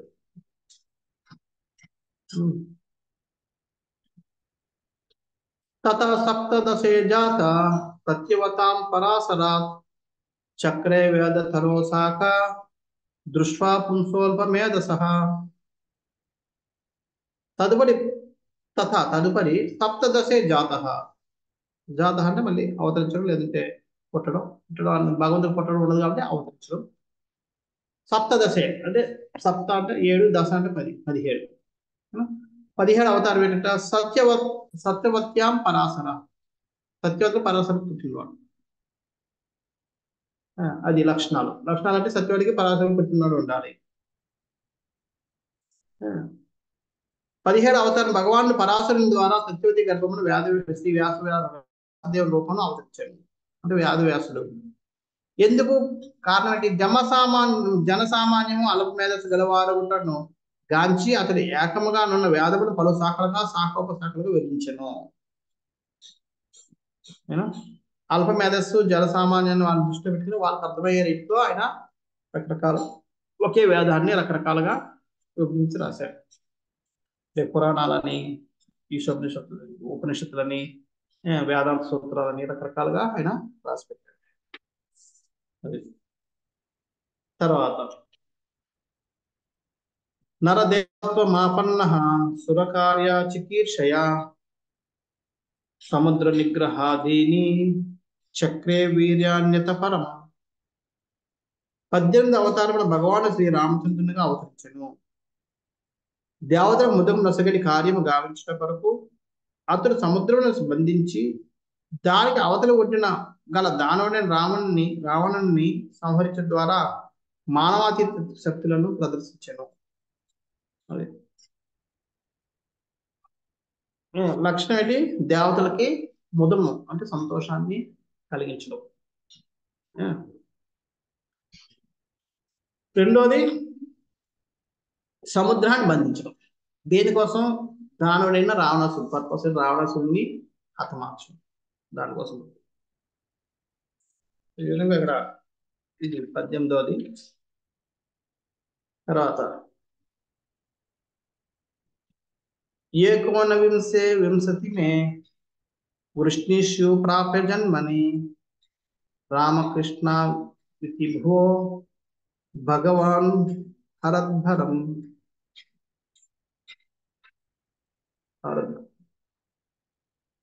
19వ మరియు 20వ అవతారం నందు భగవానుడు స్వయము బలరాముడుగా శ్రీకృష్ణుగా వృష్టి వంశము యదు వంశం నందు ఆవిర్భవించెను. ఆ విధంగా నొనిచి అతడు భూభారము తొలగించాడు. ఏకోన వింశే వింశతిమే. వింశతి అంటే 20, ఏకోన వింశే అంటే ఒక తక్కువ, వింశతి ఒక తక్కువ అంటే 19. 19, 20 వృష్టిసు ప్రాప్య జన్మని, వృష్టి యొక్క ప్రాప్యను ప్రాప్తించడం పొందడం జన్మని ఆ వృష్టి యొక్క వంశంలో జన్మించారు కదా. రామ కృష్ణ, రాముడు కృష్ణ, రాముడు అంటే బలరాముడు కృష్ణ. భగవాన్ ఇక్కడ ఒక చోట భగవాన్ అన్నది అంచేత భగవాన్ హరద్భరం, హరత్ హరించడం, భరం అంటే భారం, ఈ భారాన్ని హరించడం కోసం, తొలగించడం. అంటే అక్కడ ఉన్న భూమంతా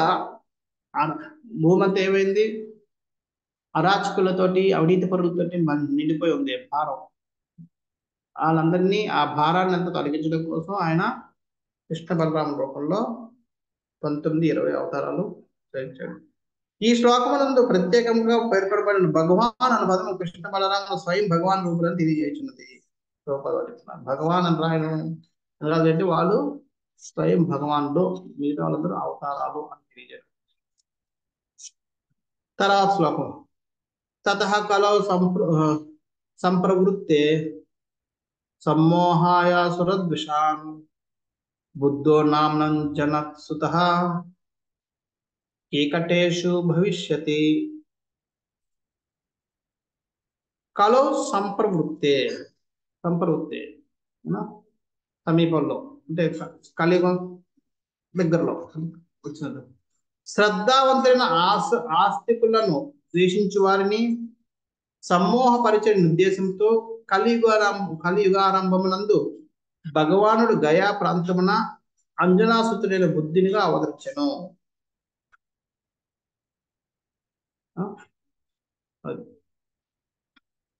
ఎందుకు అవతార ఉద్దేశం ఏంటి? శ్రద్ధ ఆస్తికులను ద్వేషించే వారిని సమ్మోహపరచడం, అది ఉద్దేశం. లక్షణాలు బట్టి కలియుగ ఆరంభంలో అవతరిస్తాడు. అంజనాదేవి అనేవాడికి పుత్రుడిగా పుడతాడు, గయా ప్రాంతంలో పుడతాడు. ఈ విధంగా ఇవి లక్షణాలు. ఇక్కడ ప్రభుపాద వారు దీనికోసం చాలా వివరించి పెద్ద భాషను రాశారు.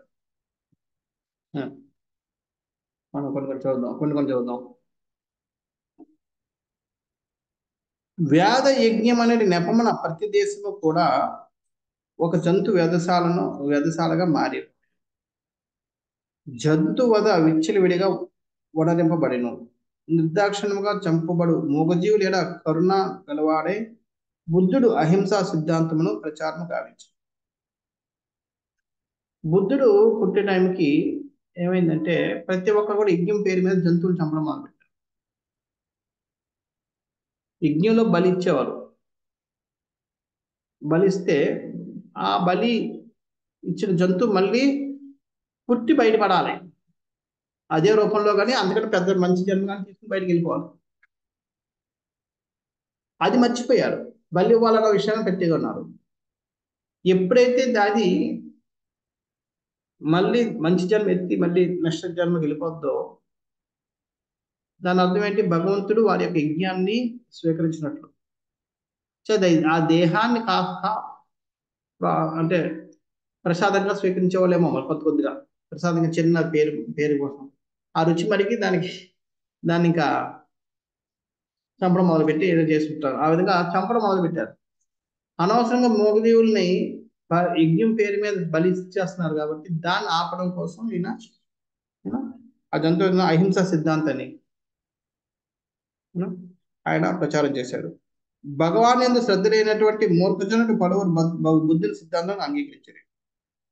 ఎవరికైతే భగవంతుడి మీద నమ్మకం లేదు కానీ ఇలాంటి మోనలు అదే అన్యాయం అహింస హింస అని చెప్పుకుంటారో వాళ్ళందరూ ఇంటికి ఆకర్షించబడ్డారు. ఎందుకంటే ఆయన భగవంతుడు బుద్ధుడు చెప్పింది ఏంటంటే ఇవి చేయండి అవి చేయండి కాదు, హింస మానేయండి, పాపం వాళ్ళకి బాధ కలిగించదు అన్నాడు. ఆ విధంగా ఆ రీతిగా బుద్ధుడు నాస్తికులైన వారిని బ్రహ్మకు గురి చేశాను. ఎవరికైతే భగవంతుడి మీద నమ్మకం లేదు వాళ్ళందరూ ఈ విధంగా సంఘం శరణం గచ్చామి, బుద్ధం శరణం, ఇంకోటి అది ధర్మం శరణం గచ్చామి, 3 అలా చెప్పాడు.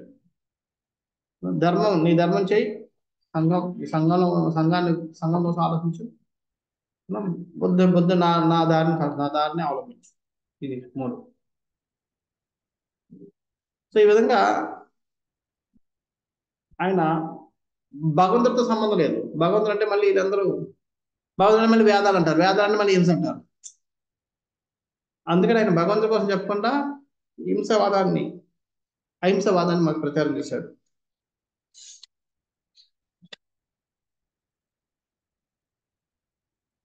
బుద్ధిని నియమాలను పాటించు నాస్తికులు భగవాన్ విశ్వసింపకొనను, బుద్ధిని యందు మాత్రము పూర్ణ విశ్వాసం ఉంచిరి.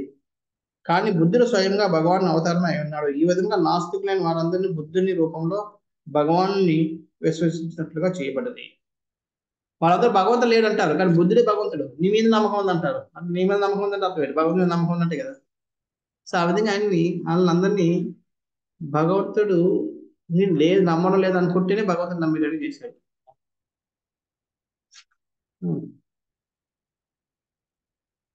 తర్వాత పారాగ్రాఫ్ ప్రామాణికమైన గురు శిష్య పరంపరలో వేదమును స్వీకరించబడినప్పుడు వేద పాఠకులు జ్ఞాన విధానమునందలి పుష్పత్ వ్యాఖ్యములచే తప్పుదారి పట్టిన అవకాశం కలదు. ఎప్పుడైతే వేదాల్లో ఉన్న జ్ఞానాన్ని గురు పరంపర ద్వారా మనం స్వీకరించామో, దాన్ని అర్థం చేసుకోవడానికి ప్రయత్నించాం, అప్పుడు ఏమవుద్ది, ఆ జ్ఞానాన్ని తప్పుగా అర్థం చేసుకుని తప్పుదారి పట్టే అవకాశాలు పుష్కలంగా ఉంటాయి. అందుకనే మనం ఒక గురువుని మనం ఆశ్రయించాలి. ఆ గురువు కూడా ఎలా ఉండాలి, పరంపరలో వచ్చిన గురువే ఉండాలి. పరంపరలో రాకుండా చేస్తే మళ్ళీ ఆ గురువు తప్పు చెప్పొచ్చు, లేదంటే మనం కూడా తప్పు. తర్వాత పారాగ్రాఫ్ ప్రభుత్వం చెప్తున్నా, మొత్తం పారాగ్రాఫ్. నాస్తిక భావన కలిగినటువంటి అట్టి గ్రస్తులకు బుద్ధుడు ఆస్తికత్వంలో చిహ్నమై ఉన్నాడు. నాస్తిక భావాన్ని కలిగిన వారికి ఆస్తిక భావం అంటే, నాస్తికులు ఏమంటారు, భగవంతుడు లేడంటారు. కానీ బుద్ధుని నమ్ముతున్నారంటే బుద్ధుడు కూడా భగవంతుడే. ఆ విధంగా ఆ నాస్తికులు అలా అనుకుంటున్నారు కానీ వాళ్ళు ఆస్తికులు అయిపోయారు. కనుకనే బుద్ధుడు తొలుత వారించే జీవహింసను ఆపివేయమని యత్నించెను. భగవద్ధామమునకు చనిని మార్గమున జంతు హింసా పరులు గొప్ప ప్రమాదకరులై ఉన్నారు. భగవద్మార్గాన్ని చేరాలనుకున్న వాళ్ళు జంతు హింసలు చేస్తే వాళ్ళు ప్రమాదకారులే ఉంటారు. అంటే వాళ్ళు ఆ అవకాశాన్ని కోల్పోతారు. జంతు హింసను గావించే వారు 2 రకములు. జంతు హింసలు 2 రకాలు జరుగుతాయి. కొన్ని మార్లు జంతువుగా కానీ లేక జీవునిగా కానీ పిలువబడుతున్నందున జంతువులు వధించేవాడు తన ఆత్మను మరిచినవాడు ఇరువురు జంతు హింసాపరులే అని తెలుపబడుతురు. కొన్నిసార్లు మన ఆత్మను కూడా జంతువు అంటారు. అంచేది ఎప్పుడైతే మనం జంతువుని వధిస్తున్నాం అంటే మన ఆత్మను వధిస్తున్నాం అంటే ఆత్మని ఇంకా అధోగతి పాలు చేస్తున్నాం, అది కూడా వధే. అంచేది ప్రభుపాద అన్నారు ఇద్దరు 2 రకాలు. కాబట్టి జంతువు వధించేవాడు, 2 ఆత్మను మర్చినవాడు. ఆత్మ ఏది శ్రేష్టం, ఏది ఉత్తమం, ఏది ప్రయోజనకరం అన్న విషయాన్ని కూడా మర్చిపోయిన వాడు కూడా జంతువు బలి ఇచ్చినట్టుగా అవుతారు. 2 రకాల. నెక్స్ట్, జంతువధను గావించేవాడు ఒక్కడే శ్రీకృష్ణ భగవానుని దివ్య కథలను ఆస్వాదించజాలని పరీక్షిత్ మహారాజు చెప్తున్నాడు. ఎవరైతే జంతువధలు చేస్తారో వాళ్ళు భగవంతుడి యొక్క లీలల్ని, ఆయన రూపాన్ని, ఆయన నామాన్ని ఆస్వాదించలేరు. కావున ఆధ్యాత్మిక అనుభవంతో జంతువధకు ఎట్టి సంబంధం లేదని పలుకుట మూర్ఖత్వమే కాగలదు. అంచేత జంతువాదికి దానికి సంబంధం లేదు. దాందే దీందే. ఇప్పుడు చాలా మతాలు సంస్థలు ఇవన్నీ కూడా ఈ అహింస అంటే ఈ శాకాహారాన్ని మాంసాహారం కోసం మాట్లాడరు. విధిగాలు చేయండి, మా నామం జపం చేయండి, లేదా మా పద్ధతులు పాటించండి చాలు. కానీ అది తప్పు. అందుకని చెప్తారు ఆధ్యాత్మిక అనుభవంతో జంతు వధకు ఎట్టి సంబంధం లేదని పలుకడం మూర్ఖత్వం. ఆధ్యాత్మిక అనుభవం పొందాలి అంటే హింసని విడిచిపెట్టాలి. దానికి సంబంధం లేదనుకోవడానికి లేదు. దానవ ప్రవృత్తి కలవారు లేదా వేద పండితులని తెలుపుకునేవారు జంతువధకు వేద రుజువును చూపిన కారణమున బుద్ధుడు బాహ్యంగా వేద ప్రమాణమును తిరస్కరించెను. బుద్ధుడు వేదాలను మరి భగవంతుడు అయినప్పుడు వేదాన్ని ఎందుకు తిరస్కరించారంటే ఇది కారణం. ఎందుకంటే వేద పండితులను చెప్పుకుంటున్నారు, సమాజంలో చలామణి అవుతున్నారు, వాళ్ళందరూ జంతువధకి శాస్త్ర ప్రమాణాలు ఇస్తున్నారు. ఇగో శాస్త్రం లేదు చెప్పారు కాబట్టి మనం చెయ్యాలి అన్నట్టుగా. అందుకని వాళ్ళందరూ నోరు పట్టాలంటే వీటిని తిరస్కరించండి అని చెప్పి ఆయన తిరస్కరించాడు. జంతు అదే అనేది ఘోర పాపం నుండి మనల్ని రక్షించుకోవడానికి బుద్ధుడు ఆ విధంగా వేదం తిరస్కరించు పద్ధతిని స్వీకరించను.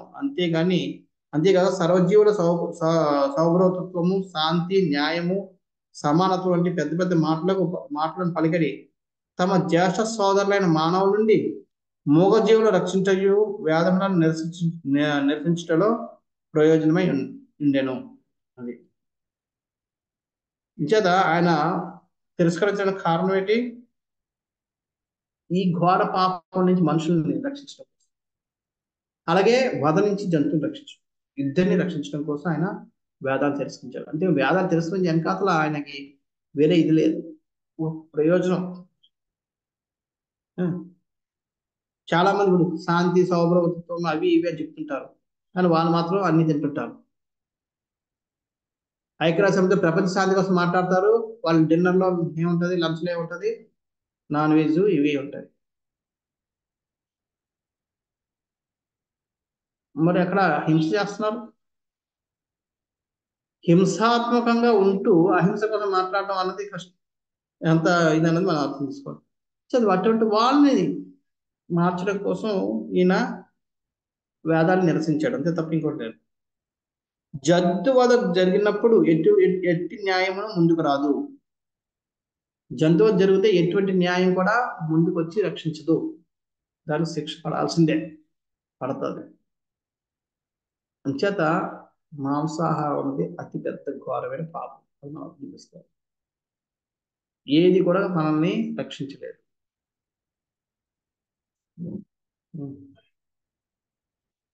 భగవానుని అస్తిత్వమును అంగీకరించిన కారణమును వేద ప్రమాణం నిరసించినందులకును బుద్ధిని తత్వము నాస్తికవాదంగా పిలువబడును.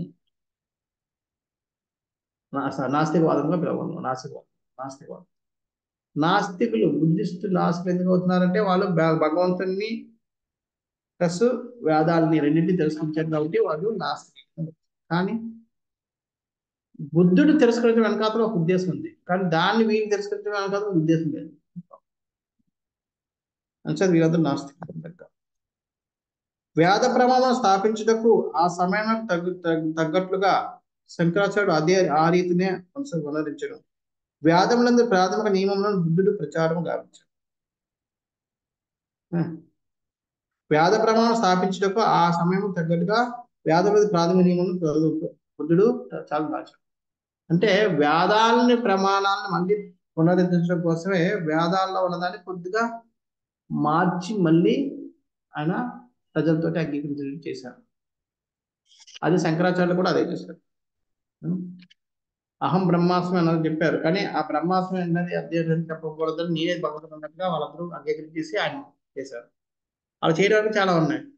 బుద్ధుడు వేదాలు తిరస్కరించారు, అప్పుడు అందరూ వేదాలు తిరస్కరించి మొదలుపెట్టారు. శంకరాచార్యులు వచ్చి దాన్ని కొంచెం మార్పు చేసి వేదాలు అంగీకరించేట్టు చేశాడు.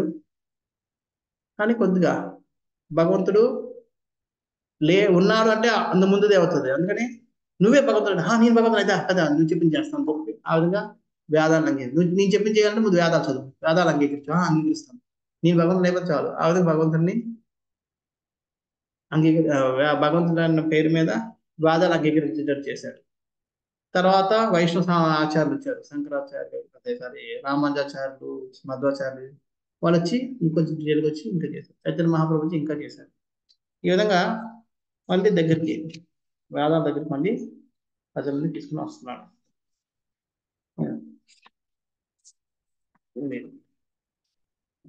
తర్వాత లాస్ట్ అవతారం ఇక అతాసౌ యుగ సంధ్యాయాం దస్సు ప్రాయేషు రాజసు జనిత విష్ణుయాసో నామ్నా కల్కిర్జగపతి. తదుపరి యుగ సంధి సమయమున జగన్నాథుడైన భగవానుడు కల్కి అవతారం దాల్చి విష్ణుయసుడని బ్రాహ్మణులకు పుట్టుక కాగలడు. ఆ సమయమున భూపాలకులందరూ చోరులుగా పతితులై ఉందరు. అది యుగ సంధ్యాయాం, యుగ సంధ్యం, సంధ్యాకాలం. సంధ్యాకాలం అంటే ఏంటి? 2 సంధ్యలు ఉంటాయి, యాక్చువల్గా 3 సంధ్యలు. అందుకనే త్రీ సంధ్య, 3 సంధ్యలు ఉంటాయి. ఉదయం తెల్లవారుజాము, అది రాత్రి కాదు పగలు కాదు. అలాగే సాయంకాలం అంటారు, సాయంకాలం అనేది పగలు కాదు రాత్రి కాదు. ఇంకా మధ్యాహ్నం, అది సంపూర్ణంగా ఉదయం కాదు అలాగని సాయంత్రం కాదు, మధ్యలో. ఈ విధంగా 3 సంధ్యలు, అంటే 3 సంధ్యల్లో గాయత్రి మనకి యశస్త్రి సంధ్య అని అంటారు. 3 సంధ్యల్లో ఆయన గుర్తు చేసుకుంటారు గురువుని. గురు గాయత్రి ఇవన్నిటిని మనం స్మరించడం ద్వారా, ఉచ్చరించడం ద్వారా మనం వాటిని గుర్తు చేసుకుంటుంటాం. ఈ విధంగా యుగ సంధ్య అంటే యుగాల మధ్యలో సంధ్యాకాలం. అంటే యుగం మార్పు జరుగుతున్నప్పుడు అటు అది కాదు ఇది కాదు. ఎక్కడైనా మనం మీరు కావలిస్తే ఇక్కడ 2 నదులు కలిసినప్పుడు చూస్తే అది కొద్దిగా మిక్స్ ఉంటుంది. ఈ పక్క అంతా మొత్తం డార్క్ గా ఉంటుంది, ఈ పక్క మొత్తం ఇదిగా ఉంటుంది. కానీ మధ్యలో మాత్రం కొద్దిగా 2 కలర్ మిక్సింగ్ కనబడుతుంటాయి. అలాగే ఇక్కడ ఒక యుగం నుంచి ఇంకో యుగం వెళ్ళినప్పుడు ఈ యుగ లక్షణాలు కనబడుతుంటాయి, ఆ యుగ లక్షణాలు కనబడుతుంటాయి. అది మన భాగవతంలో ముందు చదువుతాం. ధర్మరాజు చూస్తూ ఉంటాడు, అంటే అప్పటికి ద్వాపర యుగమే, కానీ కలి లక్షణాలు చూస్తూ ఉంటాడు. ఆ విధంగా అది యుగ సంధ్య. అలాగే యుగ సంధి సమయమున అంటే కలియుగం వెళ్ళిపోతూ సత్యయుగం వస్తున్న సమయంలో కలికి అవతారం దాల్చి విష్ణుయసుడనే ఆయనకి పుడతాడు. బ్రాహ్మణ కుటుంబంలో, బ్రాహ్మణ కుటుంబంలో వచ్చి మొత్తం వధిస్తాడు కలికి. అది అంటే ఈ విధంగా ఆయన లక్షణం. ప్రభుపాద చెప్తాను, విద్వాంసుడైన అతని తండ్రి నామము విష్ణుయసుడనియు అతని గ్రామము సంబల అని సూచించబడ్డది. ప్రభుపాద వారు గ్రామం పేరు కూడా రాశారు, సంబల. అది కేరళ రాష్ట్రంలోనే అక్కడ వస్తాను ఉన్నట్టుగా ఉన్నాను, అక్కడ నాకు గుర్తులేదు. మొత్తం దక్షిణ భారతదేశంలోనే అక్కడ అని జన్మ తీసుకుంటాడు, కేరళ, కర్ణాటక. సో ఈ విధంగా ఇక్కడ 22 అవతారాల కోసం 22 అవతారాలు వివరించారు. దీని తర్వాత ఇంకా నెక్స్ట్ అవతారం జస్ట్ టచ్ చేస్తున్నాను, మనం తాత్పర్యం చదువుతున్నాం, టైం అయింది కాబట్టి మళ్ళీ దాన్ని మనం చదువుతాం. తాత్పర్యం వచ్చిన, ఓ బ్రాహ్మణులారా, అక్షయమైన జలమూలం నుండి ప్రవహించు స్వల్ప ప్రవాహం వలె శ్రీహరి అవతారం అసంఖ్యాకంగా ఉన్నవి. అక్షయము అంటే క్షయించింది, అంటే క్షీణించేది. అక్షయం క్షీణించని జలాశయం నుంచి ఎన్నో రకాల దారులు వస్తుంటాయి. ఎందుకంటే చిన్న అంటే లీక్ అవడం వల్ల, లేదంటే కొన్ని జలధారల వల్ల, లేదా కొన్ని రకరకాలుగా నీళ్ళు వెళ్ళిపోతుంటాయి. ఎన్ని లీకేజ్లు ఉంటాయో మనకు తెలియదు. ఒకటేమో బొట్టు పడుతుంటుంది, చిన్న సన్న దారి ఉంటుంది, కొన్ని ఏమో కెనాల్స్ కట్టి దాంట్లో తీసుకుంటారు, రకరకాలుగా. వాటిని మనం లెక్కించలేము. అదే విధంగా భగవంతుడి యొక్క అవతారాలు కూడా అసంఖ్యాకం. ఇక్కడ 22 ఉంచేది ఇవే అవతారాలని కాదు, మచ్చుకి ఉదాహరణలకి కొన్ని చెప్పారు, అంతేగాని ఇటువంటి అవతారాలు ఎన్నో ఉన్నాయి అని చెప్తున్నాడు. మన అటేటి ఈ అవతారాల యొక్క వివరించడం వెనకాల ఉద్దేశం ఏంటి, ఇవన్నీ మనం నెక్స్ట్ క్లాస్లో మనం చర్చిద్దాం. హరే కృష్ణ. ఎవరికైనా ఏమైనా ప్రశ్నలు ఉన్నాయా ఈరోజు చర్చిస్తున్నారు?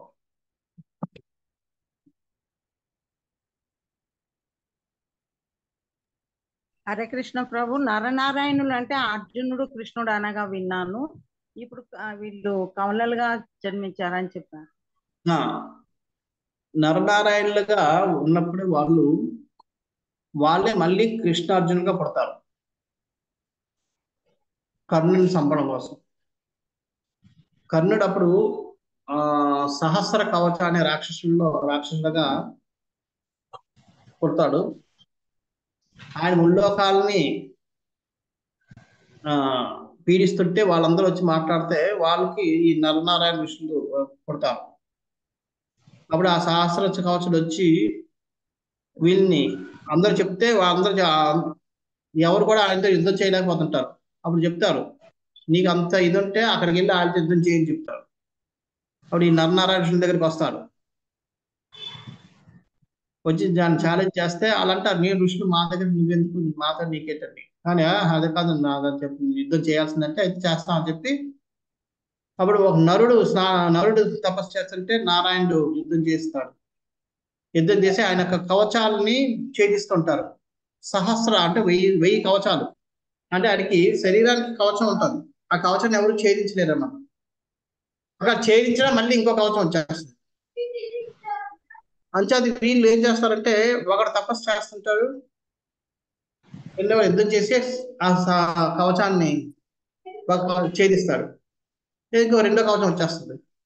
అప్పుడు నారాయణుడు తపస్సు చేస్తుంటాడు, నరుడు యుద్ధం చేస్తాడు. అలాగే ఒకరి చేస్తూ వాళ్ళు మొత్తం కవచాలన్నింటినీ ఛేదిస్తారు. లాస్ట్ కవచం ఉండిపోయింది అనగా ఇంక బాబు ఇది కూడా ఛేదించేస్తారు అని చెప్పి పారిపోయి ఆ టైంలో నరుడు యుద్ధం చేయాలి, నారాయణుడు తపస్సు చేయాలి. అందుకని ఆ నరుడు యుద్ధం చేయాలి కాబట్టి నరుడు అర్జున్ కింద పడతాడు, నారాయణుడు కృష్ణుడి కింద వస్తాడు. కానీ ఇక్కడ మొన్న కలియుగంలో అది కాదు. మొన్న ద్వాపర యుగంలో జరిగింది సాక్షాత్ కృష్ణుడు వచ్చాడు, అర్జున్ సాక్షాత్ వచ్చాడు. మామూలుగా అయితే మిగతా ద్వాపర యుగంలో అలా జరుగుతుంది. ఎవరైతే ఆ సహస్ర కవచుడే కర్ణుడి రూపంలో వస్తాడు, సహస్ర కవచాలు. అప్పుడు నరుడు అర్జున్ అక్కడ చంపుతాడు. ఇది ప్రతి అప్పుడు పారిపోయి ఇప్పుడు దుర్యోధన లాగా వస్తాడా? అప్పుడు పారిపోయి ఆయన సూర్యునికి శరణాగతి తీసుకుంటాడు. అందుకనే నెక్స్ట్ జన్మలో సూర్యుని పుత్రుడిగా పుడతాడు కర్ణుడు కవచాలతో. అర్జునుడు నరుడు కాబట్టి నరుడు అర్జునుడుగా వస్తాడు కాబట్టి ఆ నరుడు యుద్ధం చేసి దాన్ని ఛేదించి చంపుతాడు. అంటే అర్జునుడు కూడా కృష్ణుని యొక్క శక్తులు అనేవి ఆయనకు ఉంటాయి అన్నది. ఈ ద్వాపర యుగంలో ఇది వర్తించదు. ఈ ద్వాపర యుగంలో వచ్చిన కృష్ణుడు స్వయం నిజమైన కృష్ణుడు. కానీ మిగతా ద్వాపర యుగాలు వచ్చినప్పుడు ఆ నరుడే అర్జునుడి కింద వస్తాడు, నారాయణే కృష్ణుడి కింద వస్తాడు. ఈ ద్వాపర యుగంలో ఒరిజినల్ కృష్ణుడు వచ్చాడు కాబట్టి ఇది వర్తించదు, ఈ కథ వర్తించదు.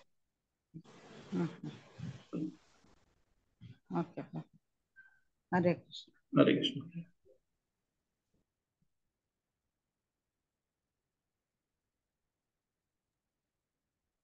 హరే కృష్ణ ప్రభు. హరే కృష్ణ ప్రభు. ఇప్పుడు అక్షరధామ్ అని చెప్పి స్వామినారాయణ వీళ్ళు పూజిస్తుంటారు కదా ప్రభుజీ, స్వామినారాయణ అని చెప్పంటుంటారా అంటే అసలు ఆయనకి ఏమన్నా అంటే స్క్రిప్చరల్ ఎవిడెన్స్ ఉందా ప్రభుజీ, లేకపోతే అది ఓన్ కంకాక్షన్ ప్రభు? అది యాక్చువల్గా వాళ్ళకి చూడండి, లోకమంతా పాటిస్తుంది వేదవ్యాసుడు రాసిన శాస్త్రాలు, వేదాంత సూత్రం. అది కాకుండా వేరేది ఏది మీరు పాటించి శాస్త్ర ప్రమాణం, అది శాస్త్ర ప్రమాణం కింద రాదు కదా. అంచేత అది అది కాకుండా వేరేవి ఏవైనా శాస్త్రాలు మీకు చూడండి, భగవద్గీత ఎలాగైతే ఉందో అలాగే అష్టావక్ర గీత కూడా ఉంది తెలుసా. అష్టావక్ర కూడా గీతం రాశాడు. అష్టవక్ర ముని అంటున్నారా? ఆ అష్టావక్ర ముని ఒక గీతం రాశాడు, అది అష్టావక్ర గీతం అంటాం. కానీ దాన్ని ఎవరు పట్టించుకోరు, ఎందుకంటే వేదవ్యాసుడు, అందుకని ఇక్కడ భగవంతుడి దగ్గర అవతారాల్లో అది వర్ణించబడ్డది భాగవతంలో. అంటే వేదవ్యాసుడు రాసిన దాన్ని మనం ఆసామాషగా తీసుకోవడానికి లేదు, ఎవడు పడితే రాసినంత సమానం చేయడానికి లేదు. ఎందుకంటే ఆయన సాక్షాత్తు భగవంతుడి యొక్క అవతారం, భగవంతుడే స్వయం వచ్చి చెప్పాడు కాబట్టి అది సత్యం. అలా కాకుండా మిగతా వాళ్ళు ఎవరు చెప్పినా అది అసత్యం అయ్యే అవకాశాలు ఉంటాయి, అది పరమ సత్యం అవదు.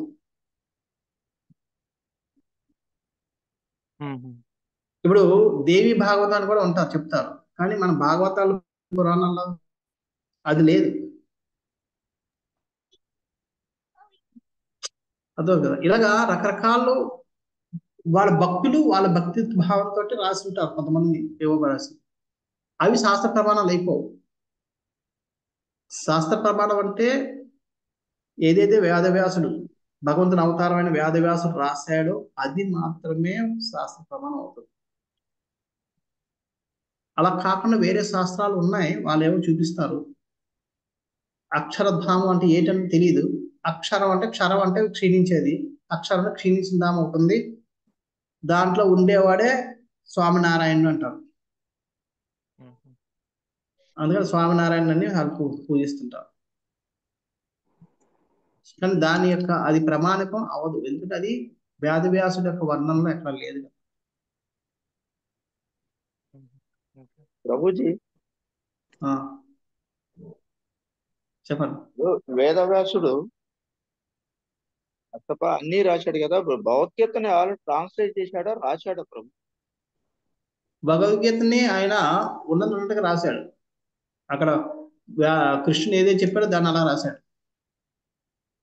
కొంతమంది ఏంటంటే అసలు కృష్ణుడు చెప్పాడో లేదో కానీ భగవంతుడు ఏనే రాసినాడు, ఏనే చెప్పినట్టు. అదే చెప్పాను కదా, నేను అంటుంది ఏంటంటే ఓకే ఈయనే రాశాడే అనుకోండి, ఓకే మీరు అనుకున్నట్టుగానే ఈయన రాశాడు అనుకోండి, ఈయన భగవంతుడి యొక్క అవతారం కదా, మరి భగవంతుడు రాసినట్టేగా, మరి ప్రాబ్లం ఏంటి అంగీకరించడానికి? నేను రాస్తే నీ భగవంతుని కాదు కాబట్టి నాది అంగీకరించడానికి లేదు. ఇప్పుడు మనకి ఇక్కడ వైకుంఠపురంలో ఒక సంస్థ ఉందండి, భవజ్ఞాని ఒకటి.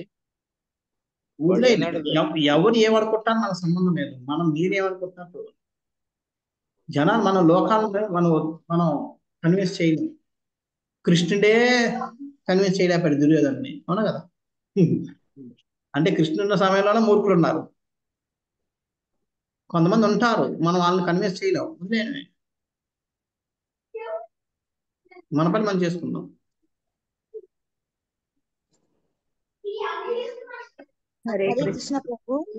హరే కృష్ణ. అంటే మిగతా ద్వాపర యుగాల్లో భగవద్గీత లేదా ప్రభు? అప్పుడు భగవద్గీత ఉంది, కానీ భగవద్గీత బోధన జరగదు. భగవద్గీత బోధన మళ్ళీ ఎప్పుడైతే ఒరిజినల్ కృష్ణుడు వస్తాడో అప్పుడే భగవద్గీత బోధన జరుగుతుంది. అంటే ఇప్పుడు మనకి 5000 సంవత్సరాల క్రితం భగవద్గీత బోధన జరిగింది, మళ్ళీ భగవద్గీత బోధన ఎప్పుడు జరుగుతుంది? 830 కోట్ల సంవత్సరాల తర్వాత మళ్ళీ జరుగుతుంది. అంటే ఈ భగవద్గీత అలాగే వెళ్తుందా ప్రభు? ఇదే డీటెయిల్, ఎందుకంటే భగవంతుడే మార్చుగా.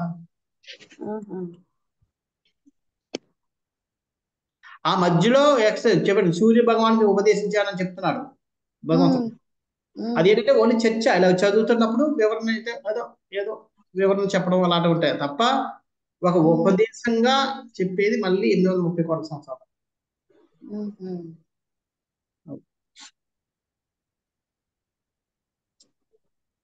హరే కృష్ణ ప్రభుజీ.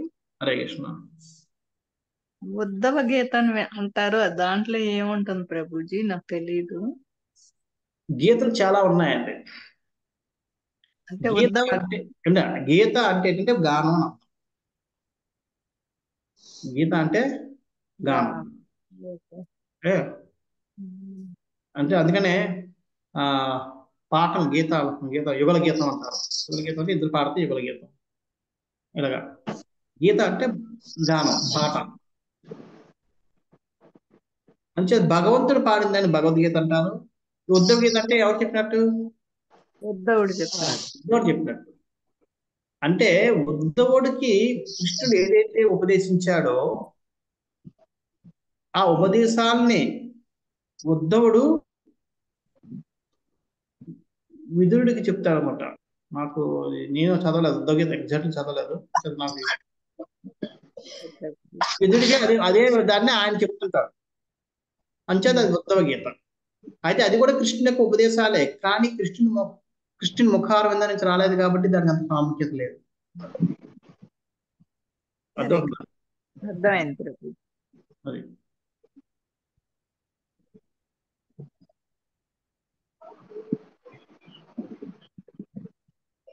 ఎవరికైనా ప్రశ్నలు ఉన్నాయా? కృష్ణ ప్రభుజీ దాని అవుతున్నాం. ఒక్క నిమిషం నాకు బ్యాటరీ జస్ట్ ఛార్జింగ్ పెట్టడం వస్తుంది.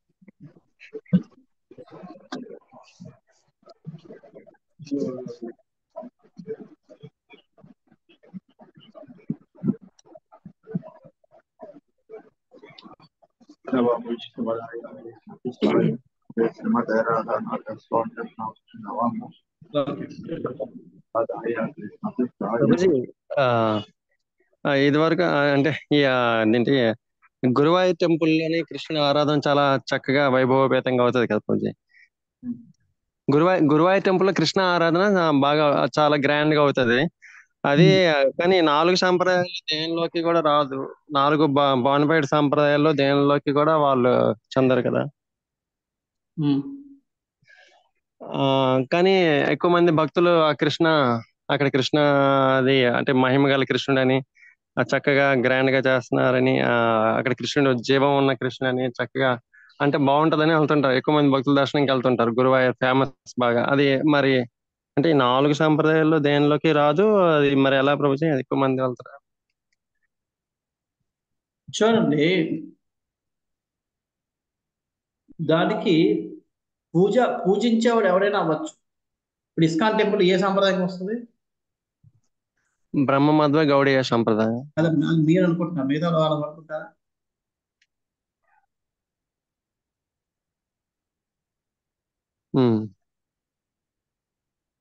వాళ్ళు ఒప్పుకోరు, మిగతా చాలా మంది ఒప్పుకోరు.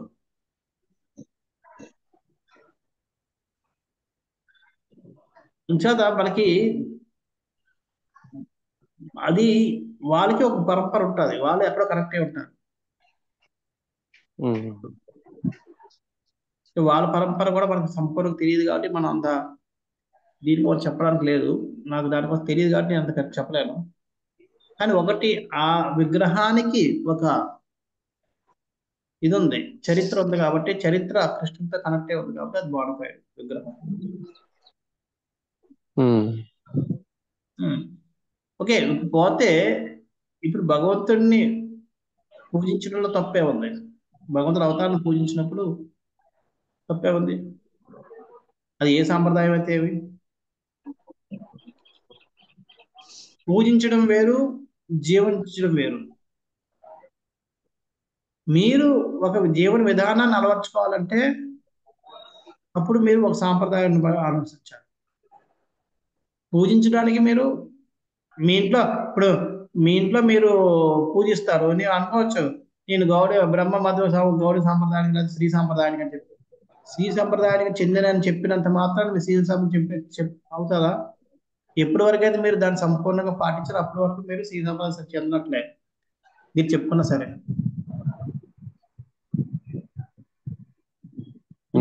ఒక సాంప్రదాయం చెందడం చెందకపోవడం అన్నది మనం అనుసరించే జీవన విధానాన్ని బట్టి ఉంటుంది. దానికి పుట్టుకతో సంబంధం లేదు. అందుకని భగవంతుడు చాలా చోట్ల ఈ పుట్టుకలతో సంబంధం లేకుండా ఎవరైతే తిరస్కరించబడ్డారో పుట్టుక ఆధారంగా వాళ్ళందరికీ దర్శనాలు ఇచ్చి వాళ్ళందరినీ గొప్ప మహాత్ములు చేశాడు. ఎందుకంటే నా భక్తిలో పుట్టుకతో సంబంధం లేదు, ఎవడు నియమాలు పాటిస్తాడు వాడు. వాళ్ళు ఇప్పుడు భగవంతుని పూజించడంలో తప్పే ఉంది. ఎవరైనా కాకపోతే పూజిస్తూనే దానికి ఈ సాంప్రదాయంతో సంబంధం ఉంటే సాంప్రదాయం లేకపోయినా భగవంతుని పూజిస్తే పూజిస్తారు.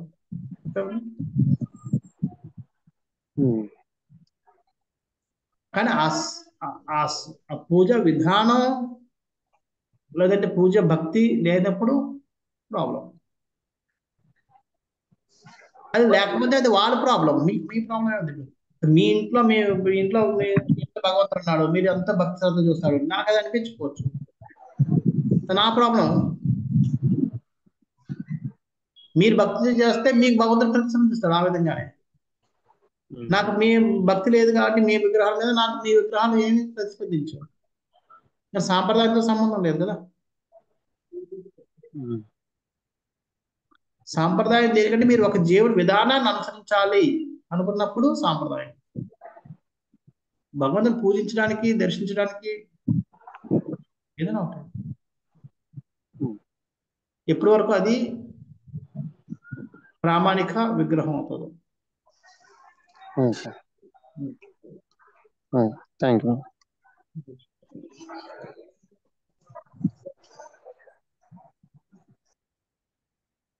అప్పుడు హరే కృష్ణ ప్రభు, ఏ సాంప్రదాయంలోనూ లేకుండానే భగవంతుని పూజించొచ్చా? అది కరెక్ట్ అవుతుందా? అది ఏ సాంప్రదాయం చూడండి, భగవంతుడి దగ్గరికి వెళ్ళి దర్శనం చేసుకోవడానికి ప్రాబ్లం లేదు. పూజించడానికి మీరు చూడండి, గురువాయూర్లో మీరు పూజించారు కదా, మీరు దర్శనం చేసుకొస్తారు. దర్శనం చేసుకోండి. మీరు పూజించాలన్నప్పుడు మీరు ఒక పద్ధతిని పాటించాలి, ఒక సాంప్రదాయాన్ని పాటించాలి. ఓకే ఓకే, అర్థమైంది కదా. అది రోజు జరిగే కార్యక్రమం పూజించడం అన్నది. మీరు పూజిస్తారు, అది మీ జీవన విధానం. మీ జీవన విధానాన్ని అనుసరించాలనుకున్నప్పుడు ఒక సాంప్రదాయాన్ని అనుసరించాలి.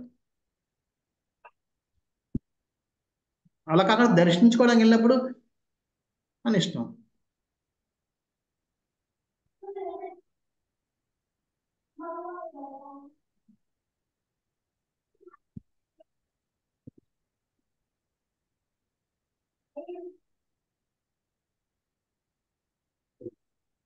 హరే కృష్ణ ప్రభుజీ, ధన్వత్. ఇందాక భగవద్గీతను గురించి చెప్పారు, 800 కోట్లు అంటే ఈ అర్థం అవ్వలేదు.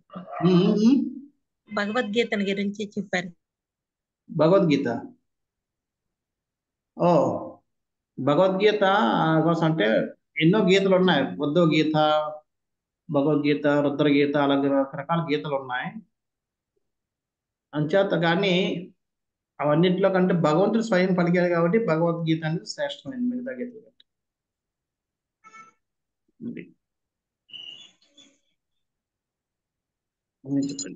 అందుకే ఉద్ధవ గీత అన్నది కూడా ఉద్ధవుడికి కృష్ణుడు చేసిన ఉపదేశాలనే ఉద్ధవుడు మళ్ళీ వివరిస్తుంటాడు. కానీ అది ఉద్ధవుడు వివరించడం వల్ల దానికి అంత ప్రాముఖ్యత లేదు. కాదు ప్రభుజీ, 800 కోట్ల సంవత్సరాల తర్వాత అన్నారు. అది ప్రభు, భగవద్గీత మళ్ళీ బోధన మళ్ళీ ఎప్పుడు జరుగుతుంది అంటే 830 కోట్ల సంవత్సరాల తర్వాత మళ్ళీ జరుగుతుంది. మిగతా చాలా అన్ని చోట్ల 860 కోట్లు 430 కోట్ల సంవత్సరాల తర్వాత రాత్రి అయిపోద్ది. 430 కోట్ల సంవత్సరాలు అలా రాత్రి అందరూ పడుకుంటారు. అవతారాలు ఏమున్నాయి? ఈ 430 కోట్ల సంవత్సరాలతో 1000 చక్రాలు తిరుగుతాయి అంటే 1000 ద్వాపరయుగాలు వస్తాయి. ఆ 1000 ద్వాపరయుగాల్లో 999 ద్వాపరయుగాల్లో క్షీరోదక్ష విష్ణు కృష్ణ అవతారం ఎత్తాడు కాబట్టి, క్షీరోదక్ష విష్ణు భగవంతుడు అవలేడు కాబట్టి ఆయన చెప్పలేడు భగవద్గీత జరుగుతుంది, భగవద్గీత బోధన. మళ్ళీ ఎప్పుడైతే తర్వాత 1000వ సైకిల్ చక్రంలో మళ్ళీ ఒరిజినల్ కృష్ణుడు వస్తాడో అప్పుడు భగవద్గీత బోధన జరుగుతుంది. దానికి ఒక పగలు ఒక రాత్రి కలుపుకుంటే 860 కోట్ల సంవత్సరాలు పడుతుంది. అర్థమైంది. హరే కృష్ణ. ఓకే, శ్రీ ప్రభుపాద కీ జై, గ్రంథ శ్రీమద్ భాగవతం కీ జై. హరి హరి బోల్. వాంఛా కల్పతరుభ్యశ్చ కృపా సింధుభ్యో చ పతితానాం పావనేభ్యో వైష్ణవేభ్యో.